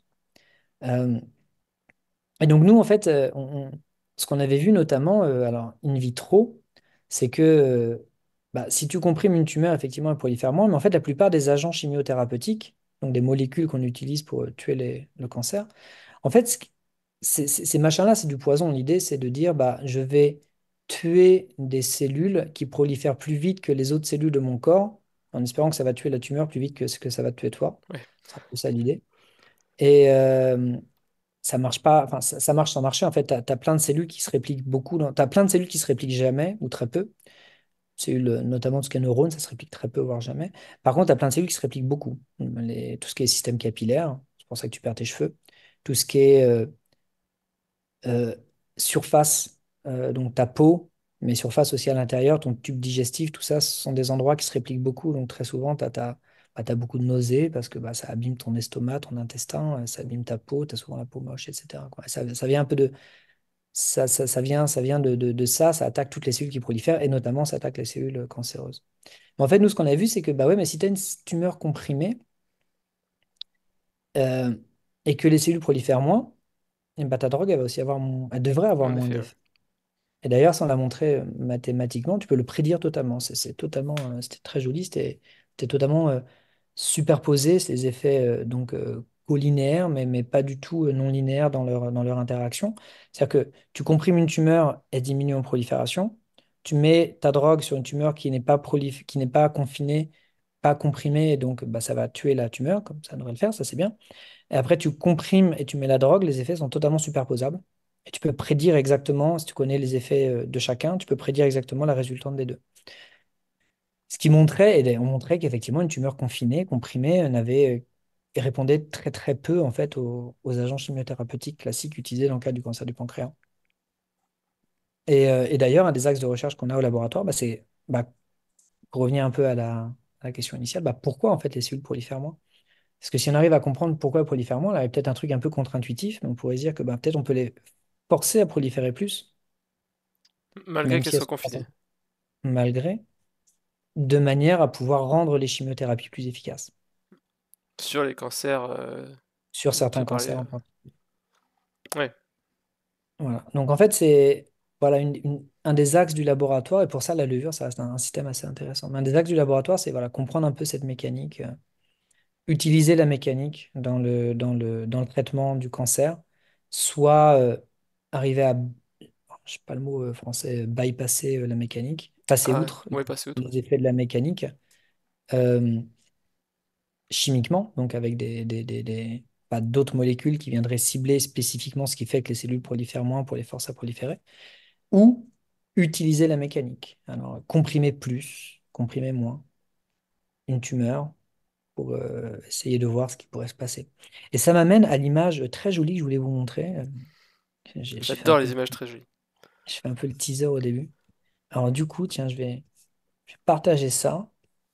Et attends, je crois que j'ai écrit ce que c'était. Ouais, je vais le cacher. Puis Ah après, oui, tu vas pour me... qu'on sache pas, qu'on devine. Oh, bah non, bah ouais, non, sinon c'est trop simple. Donc, et tu vas me dire ce que c'est. selon toi? Alors, Qu'est-ce que c'est? alors, bon, c'est Alors, à bon courage. gauche, ok.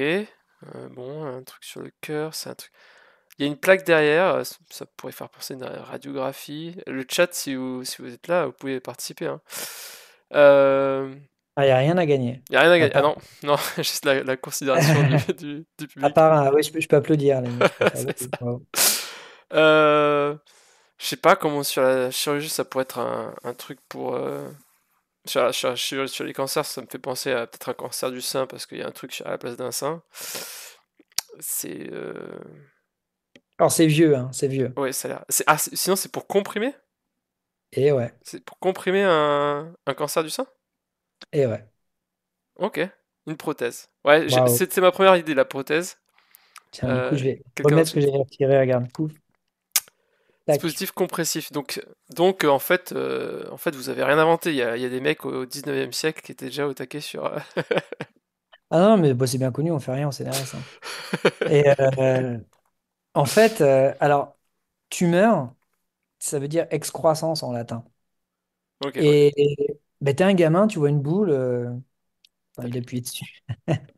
En fait, là, les Romains, les premiers, le traitement de tumeurs, c'était fait par des plaques de plomb qu'ils appliquaient sur les excroissances. Alors bon, évidemment, maintenant, on ne mettrait pas du plomb, hein. Non. Mais, euh, mais en fait, ça a perduré pendant très très longtemps l'idée que peut-être mécaniquement, on pouvait agir sur les tumeurs. Et donc, ce monsieur-là, un Français, cocorico pour une fois, Joseph Récamier, c'était un clinicien au 19e siècle. Il a écrit ce bouquin qui est ultra intéressant, qui s'appelle voilà, Recherche sur le traitement du cancer par la compression méthodique simple ou combinée, et sur l'histoire générale de la même maladie, ça voilà. L'idée qu'il avait déjà à l'époque, c'était de dire, bah, peut-être que si on appuie sur une tumeur, mais cette fois de manière un peu plus contrôlée bah, que des plaques de plomb, quoi, euh, ça pourrait avoir un effet bénéfique. Donc il a fait une recherche clinique, c'est un clinicien, sur le cancer du sein. Et en fait, les chiffres parlent quand même vachement pour lui. Donc alors j'ai plus les chiffres exacts, mais bon, ça va jouer à quelques pourcents ce que je vais dire. Mais globalement, sur les 100 femmes qu'il avait traitées comme ça, il y en avait 50 pour lesquelles euh, il y avait une diminution drastique de la taille de la tumeur, ce qu'il estime être une tumeur. 25 pour lesquelles il y avait une petite diminution. 25 pour lesquelles ça n'avait pas changé grand-chose. Et un, donc je sais, ça page qu'à 100, ça. Et une qui était morte beaucoup plus vite. Donc ça, c'est pas de bol. Ok. Alors beaucoup plus vite, Euh, comment on sait qu'elle était morte beaucoup plus vite? Bah, statistiquement par Oui, rapport aux autres. statistiquement, oui, d'accord, oui. Ça veut pas dire que c'est Alors, forcément dû au traitement, ça peut être juste qu'elle allait mourir très très vite et. alors, peut-être et peut-être pas, en fait. C'est là, en fait, nous, ce qu'on voit, et on n'est pas les seuls, hein, enfin, quand je dis nous, toujours être humble, ce que les autres voient, et puis nous aussi, c'est que, certes, la compression diminue la prolifération. Ça pousse moins, ça se multiplie moins. Ça, c'est cool. L'effet qui n'est pas cool, c'est que ça peut augmenter la migration, la La mobilité des métastase, cellules, du coup? Plus de et métastases, du donc coup? potentiellement les métastases. Donc, en Ok. fait, peut-être que pour cette dame-là, elle avait un type de tumeur qui était très sensible à la compression d'un point de vue mobilité des cellules et que ça crée plus de métastases. Donc c'est là où quand même on ne connaît pas tout encore. Donc il y a quand même encore du boulot, c'est cool.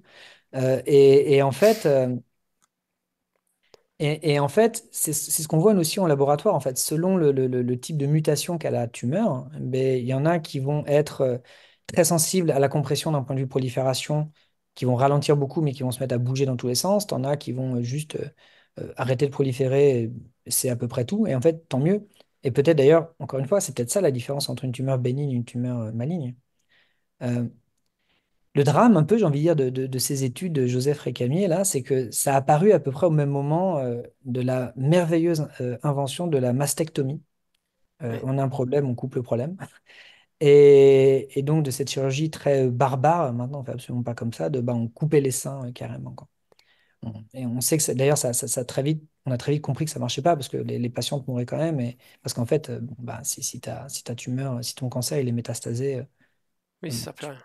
tu peux couper la tumeur primaire, mais c'est très souvent pas le problème. Enfin, d'ailleurs, la plupart du temps, quand tu meurs d'un cancer, tu meurs pas tellement ou De la tumeur. rarement de l'effet de ta tumeur primaire, mais tu meurs plus souvent de l'effet des métastases, qui crée un peu un shutdown de ton corps, quoi.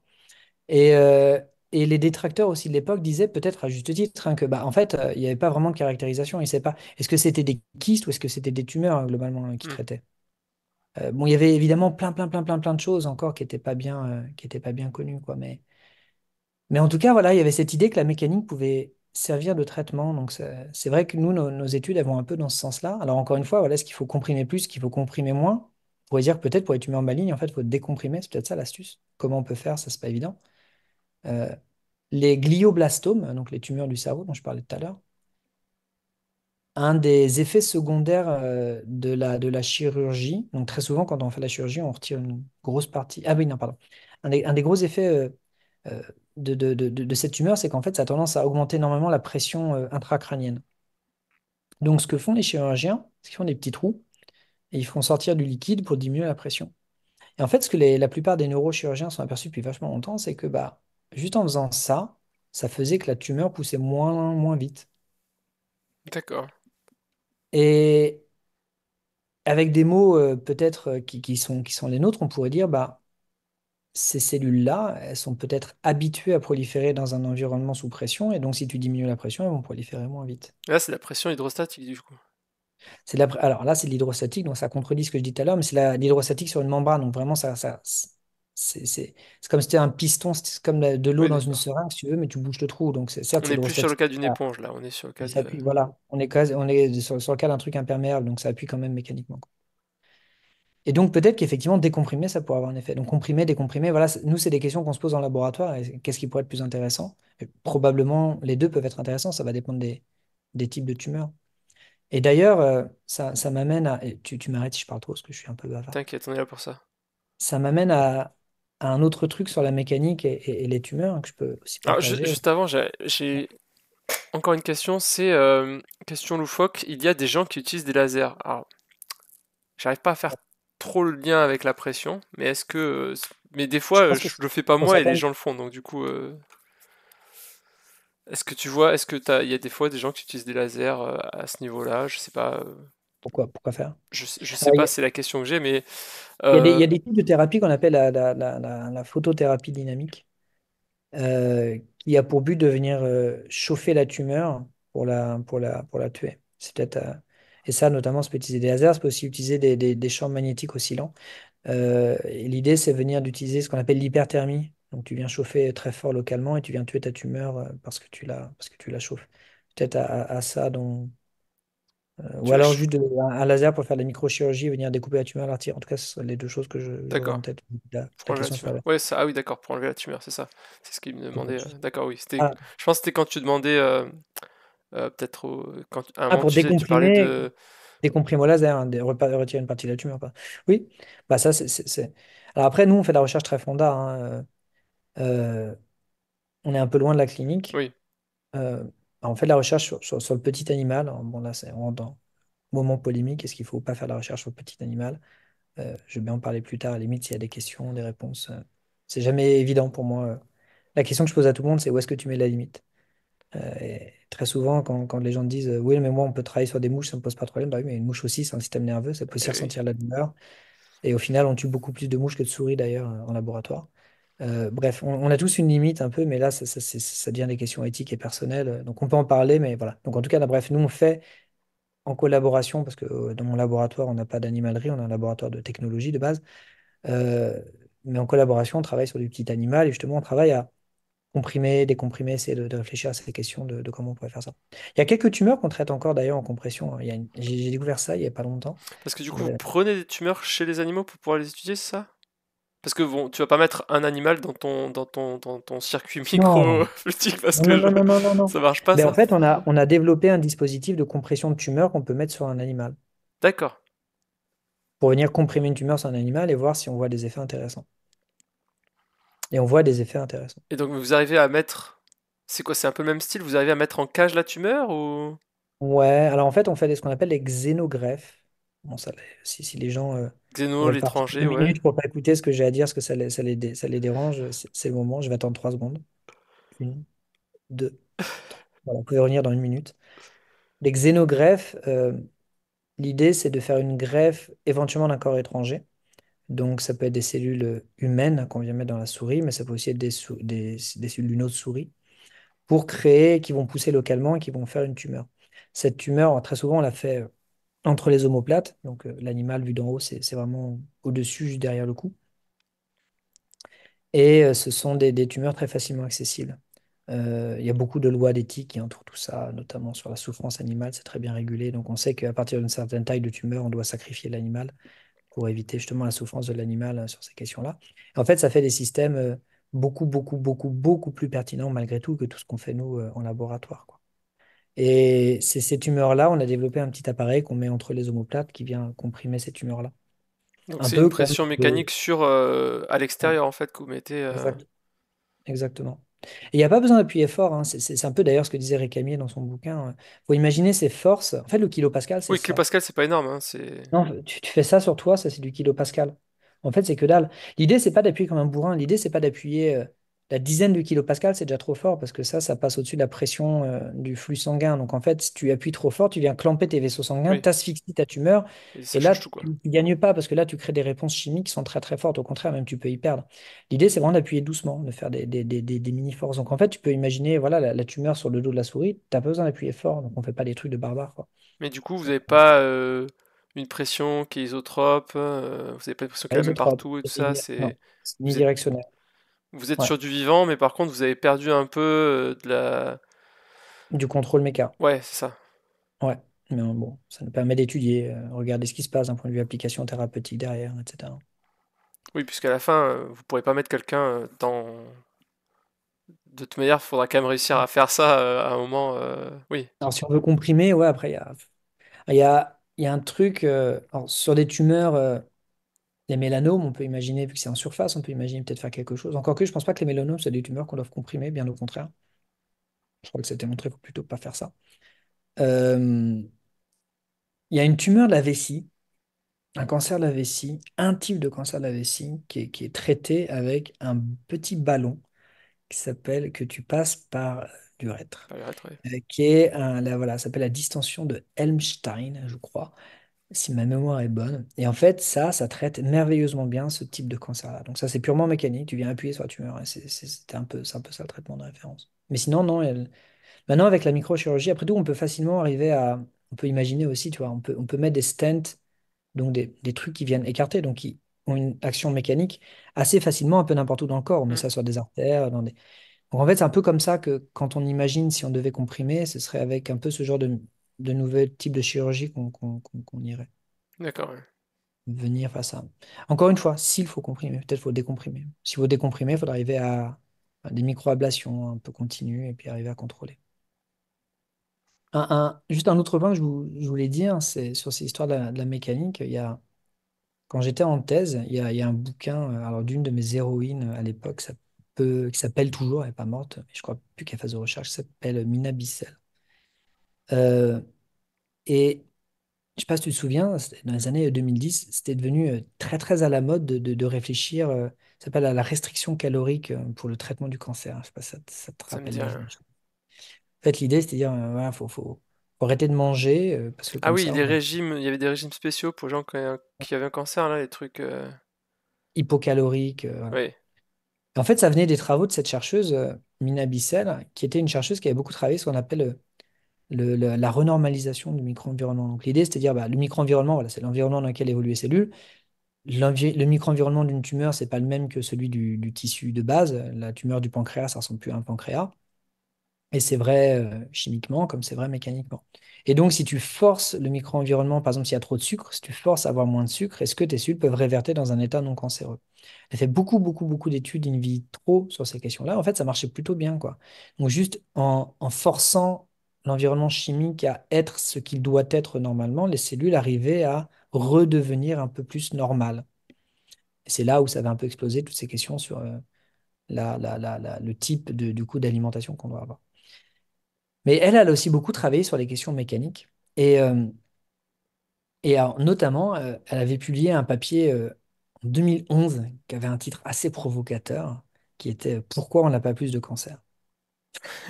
Et, euh, et en fait, l'intro de son papier, ça parlait d'une discussion qu'elle avait eue avec un anapathe, enfin, quelqu'un qui fait des analyses de tissus biologiques, et notamment en post-mortem, après que la personne soit morte. En fait, ce qu'il disait, c'est, ben, tu sais, euh, en fait, on est bardé de micro-tumeurs tout le temps. Euh, et en fait, bah, c'est statistiquement très satisfaisant et logique parce que on a 10 puissance 13 cellules dans le corps humain. Et on a un taux de mutation, je crois, qui est de une mutation toutes les 10 puissance 5 divisions. Comment on peut imaginer qu'on ait, par malchance, une fois dans la vie seulement, une tumeur, voire moins? Ce qui est beaucoup plus mathématiquement ou statistiquement satisfaisant, c'est de se dire bah, qu'en fait, il y en a plein tout le temps, mais peut-être que le corps arrive à les gérer. Et que peut-être, d'ailleurs, à un moment donné, le corps n'arrive pas à les gérer, c'est ça qui fait que ça déconne en cancer, quoi.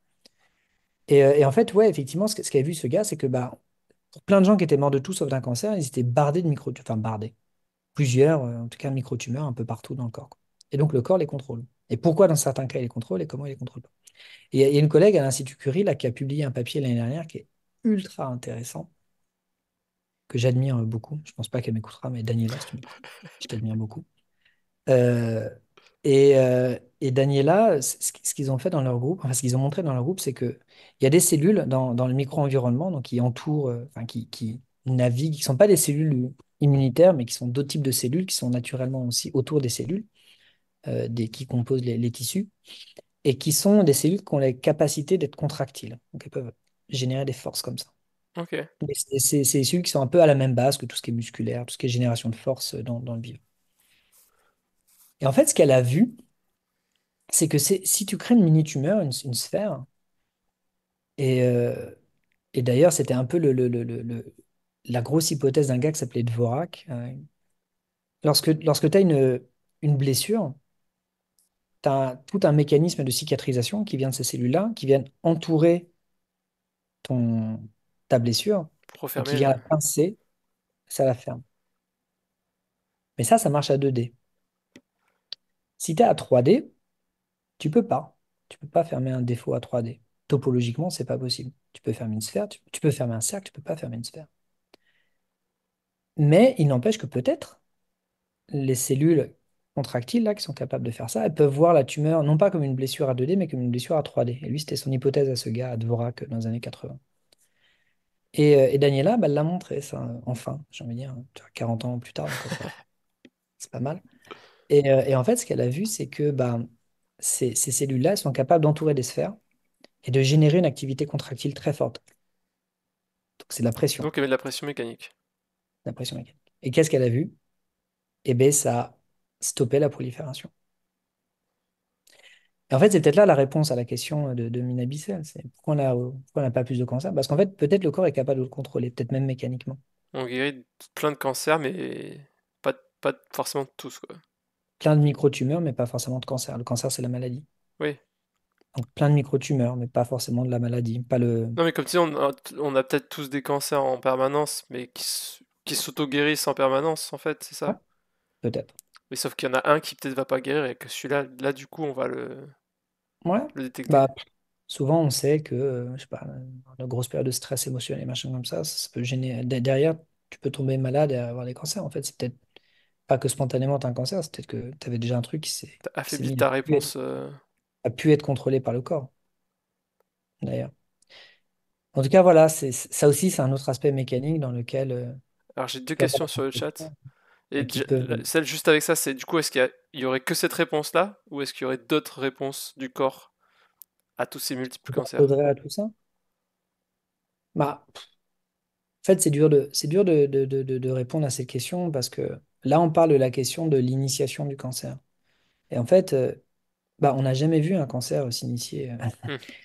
Parce qu'on va pas garder quelqu'un en observation tout le temps et puis faire des PET scans ou des scans Des d'IRM biopsies de tout le tout le corps en temps. permanence. Mais en vrai, c'est un vrai problème parce que il y a beaucoup encore de chercheurs, enfin, il y a beaucoup de modèles biologiques différents sur comment est-ce qu'une tumeur s'initie. Et peut-être on pourrait même compléter cette question en disant comment elle ne s'initie pas, ou plutôt comment elle est contrôlée par le corps. Parce qu'en fait, ce qu'on voit, c'est quelque chose qui n'a pas été contrôlé. Ouais. Donc, ce qu'a montré Daniela, c'est que ça peut être contrôlé mécaniquement. Est-ce que ça peut être contrôlé autrement? Probablement. Peut-être que ça peut être contrôlé chimiquement, peut-être que tu peux rendre l'environnement chimique très différent, peut-être que le système immunitaire arrive à s'en débarrasser avant qu'il soit trop tard et qu'elle n'arrive plus à l'infiltrer, peut-être que c'est de la recherche. En tout cas, on connaît du coup une réponse du corps Une réponse probable, alors, même si possible. elle n'a jamais pu le montrer dans le corps. Ça, c'était manip in Oui, vitro c'est parce une que réponse possible, mais on n'est pas sûr que ce soit celle-là qui soit effective. C'est ça.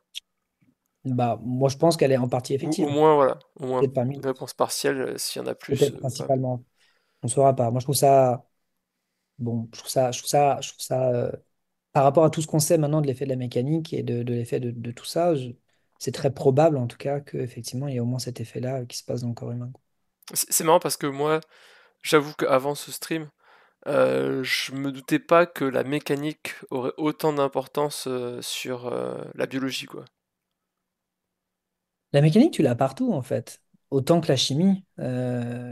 Regarde quand tu marches, tes genoux, tous tes joints, ils sont en Ouais, compression. il y a quelques trucs disons qu'il y a quelques trucs macroscopiques où oui, la pression dans le sang qui fait que, bon, si Non, t'as, mais il y a t'as tout quelques en trucs, fait, t'as tout. mais même au niveau de la cellule, j'avoue que enfin, En avant fait, de voir cette regarde, info, je m'en doutais pas du tout. euh, en fait, toutes les contraintes mécaniques que tu peux définir. Donc tension, compression, cisaillement, c'est les trois. Donc, les deux forces normales, les deux contraintes normales, tension et compression. Donc tu appuies Qui ou vont en tu pouce. pousses. Et cisaillement, tu viens frotter sur la surface. Ces trois-là, tu les trouves tout le temps partout. Tout ce qui est écoulement dans le corps humain, écoulement sanguin, il y a du cisaillement dans tous les sens. Bon, ça, on s'en Oui, doute tout le temps. La la viscose. viscosité, tout ça. Mais en fait, tu n'en as pas que là. Prends un exemple, la mécanique, prends un exemple que j'adore, c'est l'audition. L'audition, tu as les trois types de contraintes que tu retrouves tout le temps, tout le temps, tout le temps. Le son, c'est une onde de compression-dilatation mécanique. Cette onde, elle vient taper ton tympan. Ton tympan, c'est une membrane non perméable. Pour ça, quand tu la perces, c'est compliqué. Et c'est pour ça, quand tu es sous l'eau, ça appuie fortement et tu le sens d'ailleurs. Donc, c'est une membrane. Cette membrane, elle va se mettre à vibrer à la même fréquence que l'onde mécanique. Donc là, tu as de la compression. À l'intérieur, qu'est-ce qui se passe? Tu mets en mouvement un fluide. Ce fluide, d'ailleurs, il est amplifié, ben, tout plein de mécanismes, machin. Euh, Ce fluide visqueux, il vient faire osciller des cellules. Et en fait, enfin, il vient faire osciller la surface de certaines cellules qu'on appelle les cellules ciliées, qui ont des petits cils à la surface. Enfin, je fais ça parce que voilà, je sais pas comment faire des petits cils, mais elles ont des petits cils à la surface. Et en fait, ces petits cils, ils vont bouger comme ça, en phase, ou peut-être déphasés, mais en tout cas avec la même fréquence qui fait bouger le fluide. Parce qu'encore une fois, ces échelles-là, tout est laminaire, quoi. Tu gardes tous les mouvements. Et en fait, ces cils, ils sont attachés donc à la surface de la cellule avec des tout petits filaments qui, lorsque ton cil il est étiré, ça va créer la tension, pouf, dernière contrainte, qui ouvre ce qu'on appelle des canaux mécanosensibles, qui peuvent, donc des canaux ioniques mécanosensibles, qui sont ouverts sous stretch, sous contrainte de tension. Et ces canaux mécanosensibles, ils font passer des ions. Et ces ions, ça te transforme ta contrainte mécanique en un flux électrique qui après est interprété, blablabla, et tout le reste, Oui, c'est bon. et Après, le reste, c'est de la retransmis. bio, c'est un peu plus complexe. Mais tout ça, c'est que de la méca.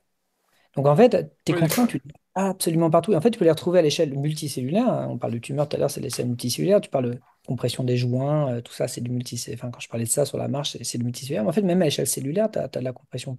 Enfin, tu de la compression, pardon. Tu as de la mécanique tout le temps. La mécanique, en fait, c'est intrinsèque au vivant, à l'échelle cellulaire comme à l'échelle multicellulaire, de même que la chimie est intrinsèque au vivant.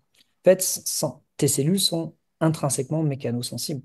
D'ailleurs, ces canaux ioniques, là, mécanosensibles, c'était le prix Nobel, je crois, 2018, 19, 20. Patapoutian, je crois, il s'appelait avec l'autre, c'était les canaux piezo. En fait, lui, il a travaillé sur le toucher. Bah, le toucher, c'est de la mécanosensation. Oui, c'est vrai. Voilà, non, vraiment, la mécanique, t'en as partout. C'est ça qui est. Et c'est ça qui est cool pour les physiciens. S'il y a des physiciens là, qui nous écoutent, peut-être il y en a plein. Allez vers la allez bio et faire vraiment, d'avion. mais Il n'y a vous plus rien à éclaterez. découvrir en physique, allez faire d'avion. Non, je dis pas ça. Moi, tu sais, Je quand rigole. j'étais petit, je voulais être astrophysicien. Et, euh, et après, en M1, enfin, quand j'étais petit. Et après, en M1, j'ai fait de l'astrophysique et je fais, oh, Ouais. Bon, tu vois, c'est rigolo de faire J'ai ces menu. diagrammes. Ouais, mais c'est marrant de faire des diagrammes de Feynman, c'est machin, c'est des jolis dessins et tout. Ça faisait un peu comme des Lego. En plus, tu as tes quarks qui interagissent, machin, qui se transforment. C'est vraiment des Lego, c'est rigolo. Mais ouais, je me suis dit, pouah, qu'est-ce que je vais faire là-dedans? Et en vrai, je trouve la bio, il y a un champ des possibles qui est dingue. En vrai, je pense que, enfin, c'est beaucoup de gens qui le disent, mais ce siècle, c'est le siècle de la bio, c'est le siècle de la médecine. Je dis pas qu'il n'y a plus rien à faire en maths et en physique, attention, encore plein de trucs à faire, mais il y a encore beaucoup à faire. C'est plutôt dans ce sens-là qu'il faut voir le truc en bio. Ça reste une science très très jeune Oui, et on a beaucoup de déjà fait trucs à découvrir. tellement en physique au XXe siècle, la physique, C'était ça a le quand même boom. explosé de façon monstrueuse, quoi. Donc c'est vrai que il y a encore beaucoup de choses à faire. Je sais plus c'est la citation de qui. Globalement, on a tout compris, sauf en physique, on a tout compris, sauf ça, Ouais. ça, ça, ça, ça. Bon, il reste quand même des C'était choses à apprendre, hein, mais C'était Kelvin, il avait dit, on a tout compris, sauf, je crois, l'effet photoélectrique, ce qui a amené à la mécanique quantique, et je sais plus l'autre truc, et ça amenait à la relativité. Enfin, rien que oui. ça, quoi. Non, non, la citation à laquelle je pensais, c'est en physique, en gros, on a tout compris, sauf les trucs vraiment très très gros, les trucs vraiment très très petits, les trucs vraiment très très chauds, les trucs vraiment très très froids, et les trucs. Enfin voilà quoi, c'était un peu drôle parce qu'en fait, c'est juste qu'on a tout compris, sauf et une liste d'exceptions qui est monstrueuse parce qu'en fait, bon bah, Un peu en trop fait, loin. chaque fois qu'on comprend un truc, on comprend qu'on n'a pas tout compris quoi. Oui, oui. Et c'est vrai dans plein d'autres disciplines. Je pense que la bio, ce qui est intéressant, c'est que c'est une discipline qui devient très interdisciplinaire. Parce qu'en fait, bah, encore une fois, il y Oui, a tout dedans. Tu as l'informatique qui vient beaucoup, les maths. La chimie, ça fait très longtemps que c'est accepté comme une discipline annexe aussi de la biologie qui peut aider. oui. La La biochimie, biochimie, c'est oui. par contre, la biophysique, voilà, on a l'impression que c'est encore une discipline un peu jeune. Plus tant que ça, maintenant, ouais, c'était, voilà, années 90, on va dire, la biophysique, que ça a commencé vraiment à décoller. Mais tu me diras, ça a 20 30 ans, ça reste des On a dit jeunes. qu'on parlait pas des dates trop récentes, qu'on faisait pas des comptes à rebours, Ça des trucs comme trouve. ça. Les années Et 90, c'était il y a 10 ans, pas plus. c'est ça, c'est ta Coupe du Monde. C'est la Coupe du Monde. On dira pas laquelle. Celle qui a été gagnée, ouais, il y a pas longtemps. Et j'ai encore une question où il y a quelqu'un qui demandait du coup, est-ce qu'il y a des gens qui ont. Ah, est-ce qu'il y a des applications utiles du machine learning dans ce domaine? C'est-à-dire, j'imagine, est-ce qu'il y a des gens qui utilisent l'IA pour travailler là-dessus? Essayer de modéliser. Alors, ouais, alors, en anapathologie de manière générale, c'est très utilisé. Donc, l'anapathologie, c'est tu fais des biopsies, tu récupères des tissus, des échantillons, tu les marques, et puis après, bon, tu essaies de comprendre ce qui se passe. Euh, les anapathologistes, en fait, c'est juste sur la forme des tissus, sur le nombre de cellules, leur forme, le type de protéines qu'ils ont marquées, qui sont exprimées, etc. Ils peuvent te dire, voilà, est-ce que ce tissu est normal, est-ce qu'il est pré-cancéreux, cancéreux, cancéreux de telle manière, tel type de cancer, machin, machin. Ça, typiquement, c'est un truc qui est très utilisé sur l'analyse d'images pour essayer d'aider au diagnostic. Après, l'IA, bon, sinon, en médecine, de manière générale, c'est de plus en plus utilisé pour ça s'appelle les big data, quoi. Hmm. Collectionner un La maximum de data statistique. pour arriver à les statistiques. De toute façon, un médecin, j'ai un compte. La médecine, c'est de la statistique. C'est de la Ouais. statistique à une échelle dingue, mais Oui, c'est de la les études qu'ils statistique. font, c'est des études statistiques sur un certain nombre de patients et on voit ce qui se passe. Exactement. Poser un diagnostic, c'est faire le bilan statistique des symptômes et d'essayer voilà, de dire statistiquement, c'est probable que cette personne ait ça. Ouais. L'IA peut énormément aider et accompagner, pas remplacer. Moi, je suis pas du tout même favorable mais ni même convaincu que ça puisse remplacer la médecine. Hier, j'entendais à la radio, là aussi, ils ont commencé à faire un truc d'IA pour le droit.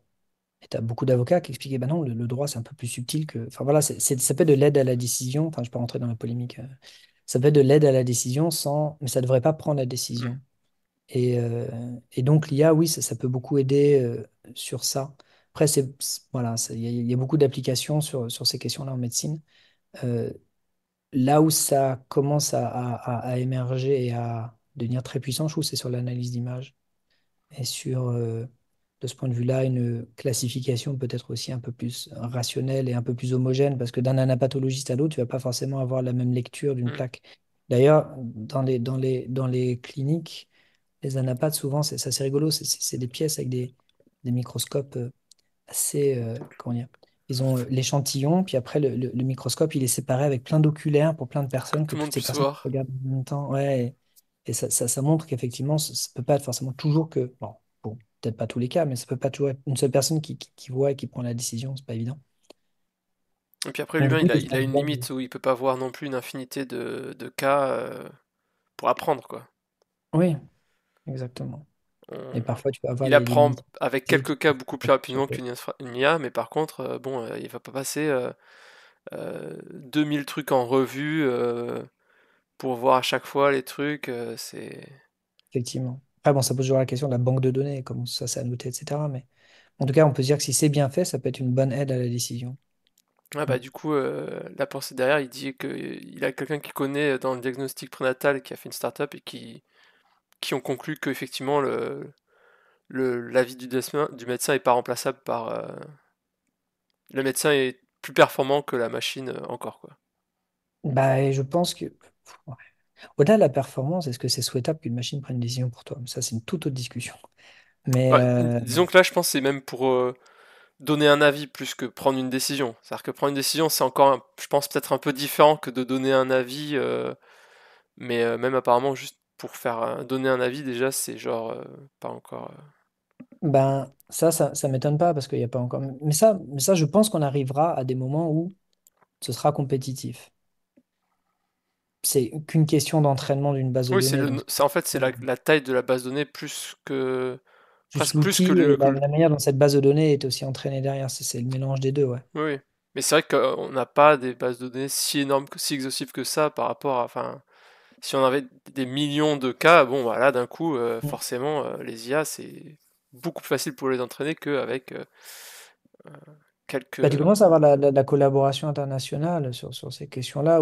Internationale, remarque, je sais pas. En tout cas, à l'échelle nationale, maintenant, tu as, des grands projets qui demandent à ce que toutes les biobanques, donc là où sont stockés tous les échantillons notamment, soient partagés, soient archivés numériquement, pardon, et puissent être partagés et je pense, arriver à cette espèce d'entraînement un peu numérique de, de, de comment dire, de la réponse que tu cherches, quoi. Mais ouais, je sais pas, bon, j'attends de voir un peu ce que ça donnera, je suppose. Pour toi, toi, n'utilises pas, toi, d'IA pour. Il y a des algos d'analyse d'image qu'on peut utiliser, mais bon, ça n'a rien à voir avec les gros trucs, hein. C'est plus pour dire que, comment dire, parfois on peut passer juste des heures à essayer de coder un truc pour faire de l'analyse d'image qui nous permettra de facilement répondre à une question, aussi facilement que l'œil le permette. Et en fait, la seule différence entre ça et de l'IA qui pourra le faire peut-être un peu plus rapidement, c'est bien entraîné, c'est le temps que tu vas y passer. Après, l'IA, certes, ça va être une boîte noire, enfin, selon le type de machine learning que tu utilises, mais ça va être une boîte noire où tu connaîtras ton input, tu trouveras un output que tu trouveras satisfaisant, et au milieu, tu auras une boîte noire parce que tu ne sais pas exactement ce qui sera fait. Selon les applications, c'est pas grave d'avoir une boîte noire au milieu, tant que ton output te donne pas de faux positifs Hmm, et que les faux négatifs sont assez faibles, ça peut bien marcher, quoi. Donc nous, on l'utilise un peu plus pour l'analyse d'image, mais que pour ça en tout cas. ok, ok. Euh, Ouais, bah, on a dit plein de choses déjà. Euh, Qu'est-ce que. Alors, ouais, ça fait beaucoup de C'est bien. digressions là. On est sur pas mal de choses. Euh, Ouais, je pense que. Je sais pas, qu'est-ce que. T'avais d'autres trucs que tu voulais nous dire ou. Bah, j'ai plus parlé de cancer finalement que d'autres choses. Après, c'est vrai que souvent, en plus, quand on pense recherche, on dit ouais, le cancer, c'est important, machin. C'est vrai que. Enfin, je dis pas que c'est pas important, attention. Euh, Jack t'as dit qu'il fallait pas que ça marche l'auto-immune si tu dis que c'est pas important le cancer. non, non, non, non, non, c'est bien sûr très important. Ce que je veux dire, c'est que ça, c'est peut-être plus un message un peu sur la manière dont la recherche fonctionne. En fait, ce que je voulais dire par là, c'est que c'est OK, pour moi, c'est OK de faire de la recherche fondamentale Hmm. euh, pour poser une question fondamentale. Par exemple, tout un aspect de la recherche que je n'ai pas évoqué, c'est aussi voilà, pour comment ça marche en fait, tout ça. Hmm. On dit voilà, qu'on l'a étudié, mais je n'ai pas trop expliqué ce qu'on avait trouvé pour l'instant. Je suis pas sûr qu'on va rentrer dans les détails, c'est un peu long et tout, mais en fait, on arrive à des questions très fondamentales de bah, comment une cellule pousse, comment une cellule produit de la masse, produit de l'énergie, comment elle régule ça. Ça, c'est des questions très fondamentales qui n'ont pas forcément d'application directe sur le cancer, qui peuvent être partagées avec d'autres organismes et qui sont importantes, à mon sens, pour la compréhension globale du vivant, mais qui n'ont pas forcément d'application finale, socio-économique. Et ça, c'est pour ça que je veux dire que, voilà, évidemment, le cancer, c'est important, je dis pas le contraire. Mais ce que je veux dire, c'est que on pousse un peu souvent la recherche à vouloir avoir une finalité. Une rentabilité, quoi. Pas forcément financière, mais une rentabilité, Et c'est faut que ça ait presque, un mais effet, quoi. en fait, presque financière d'une certaine manière. Si tu arrives à soigner le cancer, c'est un Oui, effet économique. Euh, c'est de l'argent. Mais le problème derrière, c'est de dire est-ce que voilà, tu ne devrais financer, tu ne devrais faire que de la recherche qui soit utile, et dans ce cas-là, qui définit ce qui est utile et qu'est-ce qui est utile. Voilà, des personnes te diront ça c'est utile, d'autres te diront ça, moi je te dirais c'est ceci. Et en fait, c'est là où je vais dire oui, le cancer, machin. Enfin, c'est pour ça qu'en tout cas, moi en tant que physicien, on fait aussi beaucoup d'approches un peu universelles, on essaie de comprendre un peu des mécanismes universels qui se cachent, et qui pourraient se dégager de ces différents types d'organismes qui poussent. Donc voilà, comment on pousse une cellule, pour moi, c'est une question très fondamentale qui n'a pas forcément d'application a priori. oui, bien Et sûr, pour ouais. moi, c'est aussi totalement OK, quoi. Euh, Après, si tu Après, trouves effectivement comment ça fonctionne, là peut-être tu verras des applications que tu peux pas avoir tant que tu sais pas comment ça fonctionne. Mais de toute manière, et c'est intéressant de savoir qu'est-ce qui se passe, oui, quoi. c'est intéressant de le On est savoir d'accord. pour le savoir. Mais voilà, c'est pas forcément. Voilà, c'est juste ça que je voulais dire par cette phrase, peut-être maladroite au début, quoi. Logique Oui, aussi. oui, non. Oui, oui, je comprends que oui, il y a pas la recherche n'a pas besoin d'avoir un but forcément, quoi. Dans le À sens, mon un sens, but concret, on va dire. plus un ou une chercheur est libre, mieux c'est, parce que plus tu iras vers des chemins qui sont reliés à ton schéma de pensée et qui font des recherches peut-être uniques, un chercheur une idée, une manière de fonctionner et qui t'amèneront à des choses plus ou moins fondamentales, plus ou moins appliquées, mais en tout cas libres. Je pense que la liberté, voilà, de réflexion, c'est quelque chose qui est très important dans notre métier. Ça ne veut pas dire qu'il ne faut pas chercher des choses sur des maladies aussi. Et de toute façon, plein de gens voudront te chercher de base, hein, c'est pas ça. Juste que peut-être aussi, parfois, mais c'est pas évident, on peut se dire que bah, chercher son but, c'est bien. Enfin, sans but. On n'est jamais sans but, on a toujours des questions qui nous Hmm. animent. Mais on peut aussi avoir des questions qui n'ont pas forcément de retombées socio-économiques directes et c'est pas grave. Bon, bref, je suis une petite Sans parenthèse de vouloir ma faire de réflexion mauvais sur jeu de mots, la mais manière du dont coup, on toi, tu fait ça. ressens beaucoup la pression à ce niveau-là, au niveau recherche de financement, tout comme ça, faut justifier d'une recherche et que ben, quand on Bah, sait applicable directement ou presque, ça va mieux passer. bah alors oui, enfin oui et non. Moi j'ai de la chance de de bosser sur du cancer et qui finance une grosse partie de nos recherches. Et je le fais pas par décoration, je le fais parce que vraiment c'est des questions qui m'animent depuis que je suis en thèse, depuis maintenant très longtemps. Mais tu as beaucoup de gens qui vont aussi répondre à des appels à projets en le déguisant sur du cancer, mais parce qu'ils ont envie aussi de travailler dessus et qui ne seront pas directement des questions de cancer. Est-ce qu'on peut leur en vouloir d'aller là où sont les sous, quoi. Ouais. À côté de ça, toute la recherche que je fais sur la levure, qui pour moi a aussi beaucoup d'intérêt pour le cancer au passage, eh ben, elle est dure à financer en revanche. Hmm. Et je vois pas du coup de pression à chercher quelque chose d'applicable, mais plutôt que si tu fais une recherche qui n'est pas directement reliée à des choses que les gens estiment comme applicables, tu vas avoir plus de mal à avoir des sous. Ouais. Et c'est plus dans ce sens-là que je dirais en fait. Donc moi, j'ai pas de mal à financer ma recherche parce que je fais pas mal de cancers et que ces approches mécaniques dans le cancer, ça, bon, bah, écoute, ça se finance plutôt bien. Moi, Oui, j'ai pas à me si tu arrives à de trop financer une dedans. partie, tu peux utiliser aussi pour financer l'autre partie, j'imagine. Ou je sais pas si les fonds sont Ça, faut pas le dire. complètement Faut imperméables ou pas le dire, pas, c'est mais... le détournement de fonds, ça, monsieur. Ah ouais? Faut pas le Si- Je sais faut pas pas, ça. si tu payes une thèse à quelqu'un, il peut éventuellement travailler sur et la partie cancer et la partie levure, c'est pas... Pratique. En pratique, alors là, je vais parler à titre, je crois qu'il faut que je fasse cette précision. Je vais parler à titre personnel et pas du tout au nom du CNRS. En pratique, oui. Rien ne t'empêche de faire ça. Euh, Après, cet argent, c'est l'argent public qui a été, on t'a fait confiance d'une certaine manière, et tu as aussi des rapports à rendre sur cet argent-là. Hmm. Donc, j'ai envie de dire que tant que tu travailles ce sur quoi tu es censé travailler, bah, tout le monde est content. Si tu arrives en plus à dégager d'autres choses derrière. Si par contre, la personne qui bosse sur les deux projets en même temps, finalement, ne fait pas le minimum de ce qu'elle est censée Oui, il faire faut sur pas le que ce soit projet, juste une façade, on est d'accord. voilà. Oui, C'est c'est là pas où il y du a... du blanchiment enfin pas du blanchiment, mais oui, ouais, du détournement, ouais. Exactement. Non. Donc, faut faire un peu attention à ça. Mais oui, au final, c'est un peu finalement comme ça que beaucoup la recherche fonctionne. Après, tu as beaucoup de sous qui ne sont pas forcément, beaucoup comment dire, de bourses de thèse ou des choses comme ça qui ne sont pas reliées à des projets. Ou alors qui sont reliées juste à l'étudiant ou l'étudiante qui a cette bourse et qui donc peut faire un peu plus ce qu'elle veut ou ce qu'il veut avec, quoi. Donc ça, c'est l'argent un peu plus cool. Mais les gros financements, malheureusement, de plus en plus, ils sont associés à comment dire, un impact socio-économique. Hmm. Et d'ailleurs, tu as souvent un paragraphe à remplir sur ces questions-là, quoi. Mais bon, c'est comme ça, tout le monde le sait, les gens jouent avec ça. Et au final, ce qui est un peu malheureux, c'est que voilà, tu as des gens qui ont des recherches très intéressantes, mais trop fondamentales et qui n'arrivent pas forcément à se les faire financer. Ouais. Et ça, c'est peut-être un peu voilà, le truc qui est dommage là-dedans. Et cette recherche, elle n'est pas forcément moins intéressante que celle que je mène. Elle est juste moins flashy, peut-être. Ouais. Flashy pour les gens qui donnent les sous, j'entends. Pas moins Oui, flashy oui, de base. je Hmm. comprends bien. Ouais. J'ai une autre question, c'est quelle est l'importance des expériences qui mènent à des résultats négatifs dans le domaine? Ben, c'est marrant parce que nous, on avait trouvé un truc négatif.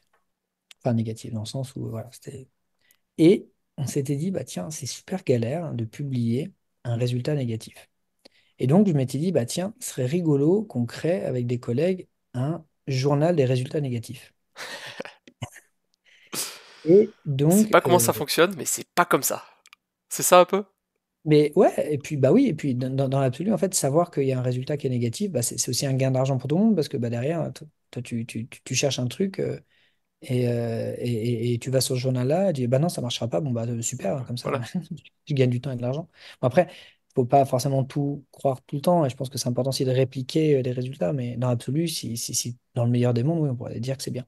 Et donc, bref, j'étais tombé, j'ai cherché ça sur Google et effectivement, il existait déjà un journal des résultats négatifs, mais qui a fait fermer Voilà, triste. 2 ans avant, sous-entendu, et ils avaient écrit sur leur site, euh, notre mission a été un succès parce qu'on a réussi à publier des résultats négatifs et montrer à d'autres journaux qu'on peut publier des résultats négatifs. Alors, j'ai envie de dire, c'est un résultat un peu mitigé parce que c'est quand même dur toujours de publier des résultats négatifs dans certains journaux. Dans le Mais dans H-Factor, ça compte ou? Mais dans l'absolu, en fait, de toute façon, la recherche, ça marche par hypothèse. Oui. Tu poses une hypothèse, tu fais des manips, tu avances, et parfois ton hypothèse est juste, parfois elle est fausse, mais tu apprends dans tous les cas, tu apprends tout le temps. Oui, si les Donc, que ce hypothèses soit étaient tout le juste ou temps que ce soit justes, on faux, n'aurait pas besoin de faire d'expérience, quoi. exactement. Le principal, c'est toujours d'avancer. Et d'ailleurs, la plupart des agences de financement, elles, elles ont, enfin, comment dire, elles t'imposent des obligations de moyens, mais jamais des obligations de résultats. Oui, Évidemment, on ne s'attend pas à ce que tu trouves ce que tu as écrit, parce que bon, bah, entre ce que tu écris, j'ai telle hypothèse, je vais chercher tel truc, et ce que tu vas trouver, ça peut être à côté. Et bon, bah, c'est pas grave, c'est comme ça que marche la science. Par contre, elle t'impose des résultats de moyens, dans le sens, bah, faut quand même que tu aies cherché ouais. autour de ton hypothèse, parce que nous, on t'a financé pour chercher autour de cette hypothèse. Donc non, je pense que les résultats négatifs sont très bien acceptés dans la communauté, ils sont plus durs à valoriser que des résultats positifs, mais bon, tu arrives quand même à les diffuser d'une manière ou d'une autre, et c'est bien pour tout le monde quand c'est diffusé des résultats aussi négatifs. Ok, ok. Bah écoute, je pense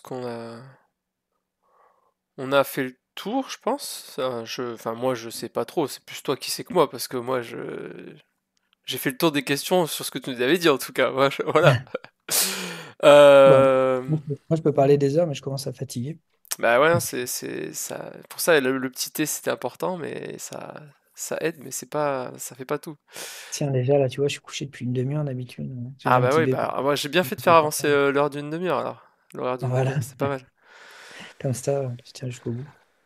Ok, donc du coup, bah là, c'est quoi la suite du coup, les prochaines expériences que t'as trop envie de monter, et après je te poserai encore une petite question et on s'arrêtera là si tu veux. D'accord. T'as des trucs Euh, comme ça que t'as des trucs en tête ou des projets plus ou moins, euh, plus ou moins proches ah tiens ça j'ai envie de faire ce nouveau truc là, ça va. voilà. À ton cours, j'ai un peu de finir une étude, mais il nous manque un peu pas mal de résultats. Voilà, j'aimerais bien, ça me ferait bien rêver de montrer que justement la réponse à ces forces, elle revêt une forme de caractère un peu universel sur la manière dont elles se poussent. Pas forcément de la manière dont elles se divisent, mais de la manière dont elles poussent. Et ce que je disais, quand on renormalise les points par des propriétés caractéristiques des cellules, leurs forces caractéristiques, leur taille caractéristique, etc. On arrive à des lois un peu universelles et ça me botte pas mal. Et du coup, j'aimerais bien arriver à bosser sur des plantes pour justement montrer que ça peut être pas mal universel dans tous les règnes du vivant. Donc ce serait quand on aura trouvé ça s'appellera le coefficient de la rue quoi. Non, j'espère pas. C'est trop pompeux. Ça fait penser à Jean-Luc, en plus, ce serait une mauvaise idée. Euh, donc, il y a un peu, il y a un peu ces trucs-là. Et après, non, le gros truc là qui nous pousse un peu en ce moment, c'est d'aller vers de la compétition. En fait, justement, ce qu'on disait tout à l'heure, on mettait qu'un type de cellule, là, ça commence à mettre plusieurs types de cellules et commencer à comprendre un peu comment la mécanique peut aussi influencer la compétition. Donc, on se lance pas mal dans des manips de ça, et ça va bien nous occuper, à mon avis. Ok. Voilà, non, il y a plein de questions. En fait, c'est marrant, on m'avait posé ces questions il n'y a pas longtemps. Et c'est quoi les prochaines étapes? Et en fait, j'avais répondu, ça n'avait pas plu, mais en même temps, c'est un peu comme ça. Bah, juste continuer, quoi. En fait, Oui continuer parce bah qu'il y a plein de trucs à faire et voilà, parce qu'on est obligé d'avoir. J'ai pas une vision à 20 ans de ce qui va se passer, mais déjà, je sais au moins les 5 prochaines années ce qu'on va faire. On va beaucoup ouais c'est déjà pas travailler sur mal. ces questions-là. Et voilà, et si on arrivait à montrer qu'il y a un caractère universel, déjà, moi, je serais content, je pourrais Ouais, puis valider un peu. j'imagine que ce que tu feras après, ça va aussi dépendre de ce que tu vas trouver, quoi. À un moment, bon, Bien sûr, hein, bah forcément un petit peu, quoi. alors je pense qu'à terme, c'est peut-être simple parfois dans sa carrière de se réorienter totalement, faire un truc totalement différent, repartir de zéro autre part. Mais je pense pas du tout que je suis à un stade, je suis encore jeune, hein, je pense pas du tout que je suis à un stade de ma carrière où je pense avoir fait le tour. Il y a encore beaucoup de petits trucs à régler avant de me dire que j'aurais fait le tour. Et là, je vois au moins voilà, une dizaine de trucs à régler. J'en ai donné deux, mais il y en a une dizaine à régler avant de me dire, OK. Mais peut-être qu'en ayant trouvé ces dizaines de trucs-là, finalement, on en reparlera dans 5 ans. Ouais, c'est ça, on refera un petit stream. On Je saura serai enfin comment complètement- ça fonctionne sur les plantes. Voilà. Je pense qu'à terme, en tout cas, un truc que j'aimerais bien, c'est aller vers vraiment de la thérapie, peut-être, pour le cancer, hein. C'est un truc qui me plairait pas mal. Mais voilà, je le dis, mais je sais pas trop comment y aller. Donc, pour l'instant, ça reste que voilà, une idée, un vœu pieux, peut-être. On Ouais, mais verra. après, bon, ça commence par ça, de toute manière, donc après... Ok. Dernière petite question, mais bon, tiens, un petit peu répondu au tout début, mais je vais la faire de façon plus précise, que j'aime bien poser à tous mes scientifiques, c'est qu'est-ce que tu conseillerais à des jeunes qui veulent faire des sciences, ou qui aiment les sciences, Qu'est-ce que tu voudrais leur dire? Ah. C'est ma petite dernière question bateau que je Ouais, pose à tout ouais, le monde. allez-y, c'est cool la science. Il y a plein. Alors, je vous conseille la lecture d'Aurélien Barraud, l'hypothèse K, là, qui est sortie il n'y a pas longtemps. Parce qu'il a aussi une approche, une manière de voir la science alors, qui paraît un peu désenchantée, mais qu'au contraire, je suis beaucoup plus enchanté.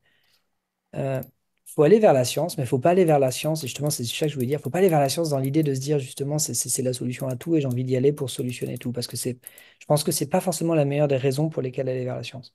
Faut aller vers la science pour plus le côté poétique, de dire, j'ai envie de... En fait, c'est un métier qui est dingue, parce que tu peux... Et que ce soit dans faire de la recherche académique ou de la recherche dans le privé, on peut autant faire de la recherche dans le privé que dans le public, hein. Mais c'est un métier qui est dingue, c'est un métier qui peut nous faire rêver tout le temps et sur lequel on peut voilà, avancer, rêver et apprendre toute sa vie. Et ça, je trouve que c'est quelque chose qui a vraiment pas de prix. Donc, faut y aller clairement. Mais il faut peut-être pas y aller avec l'idée un peu techno-solutionniste de dire on y va pour répondre à tout, parce que ça, c'est pas forcément la meilleure des raisons pour lesquelles aller vers la science. Plus la raison rêve que je vendrais que la raison Oui, plutôt que ce techno-solutionniste. que propose Hollywood où chaque fois les mecs trouvent des solutions en Ouais. 15 minutes. Les mecs sont biologistes mais ils savent faire du code comme jamais ou les trucs, enfin genre Ouais. Bon, il c'est y en a après, je connais des bios qui codent bien. oui oui non mais bon Euh, les mecs ou même des biologistes qui trouvent un nouveau truc, une nouvelle forme de vie et puis ils ont la solution au bout de 15 minutes genre bon Mhm. la solution existe et on va la trouver. Bon ouais non, la solution existe pas tout le temps et puis c'est Et puis en fait, c'est un peu ce que. Enfin, moi, je conseille la lecture de ce bouquin, je sais pas si tu l'as lu. Après, on aime, on l'hypothèse K n'aime du coup. pas. Ouais, l'hypothèse K. Après, on aime, on Je n'aime l'ai mis pas. dans le chat pour ceux qui veulent voir. Je l'ai pas lu. J'ai pas lu, non. C'est. En fait, pour plein de trucs, la réponse, elle est pas, c'est pas la science. La science n'a pas réponse à tout, même si on l'élève un peu comme une espèce de dogme, presque de Ouais, religion religion, ouais. parfois. Et ça, je trouve que c'est extrêmement dangereux. Donc, c'est pour ça que je voulais juste faire cette petite parenthèse quand tu posais la question de voilà, qu'est-ce que tu conseilles aux gens qui veulent aller vers la science? Je leur conseille voilà, plein de trucs, plein de bonheur. Allez-y, foncez, mais n'y allez pas avec cette espèce de religiosité. C'est pas ça l'idéal de la science. Plein de choses dans ce monde, c'est de la politique, c'est de la poésie, c'est de la littérature, c'est d'autres choses qui amèneront des réponses. C'est pas forcément la science, et c'est pas grave, c'est très bien comme ça, au contraire.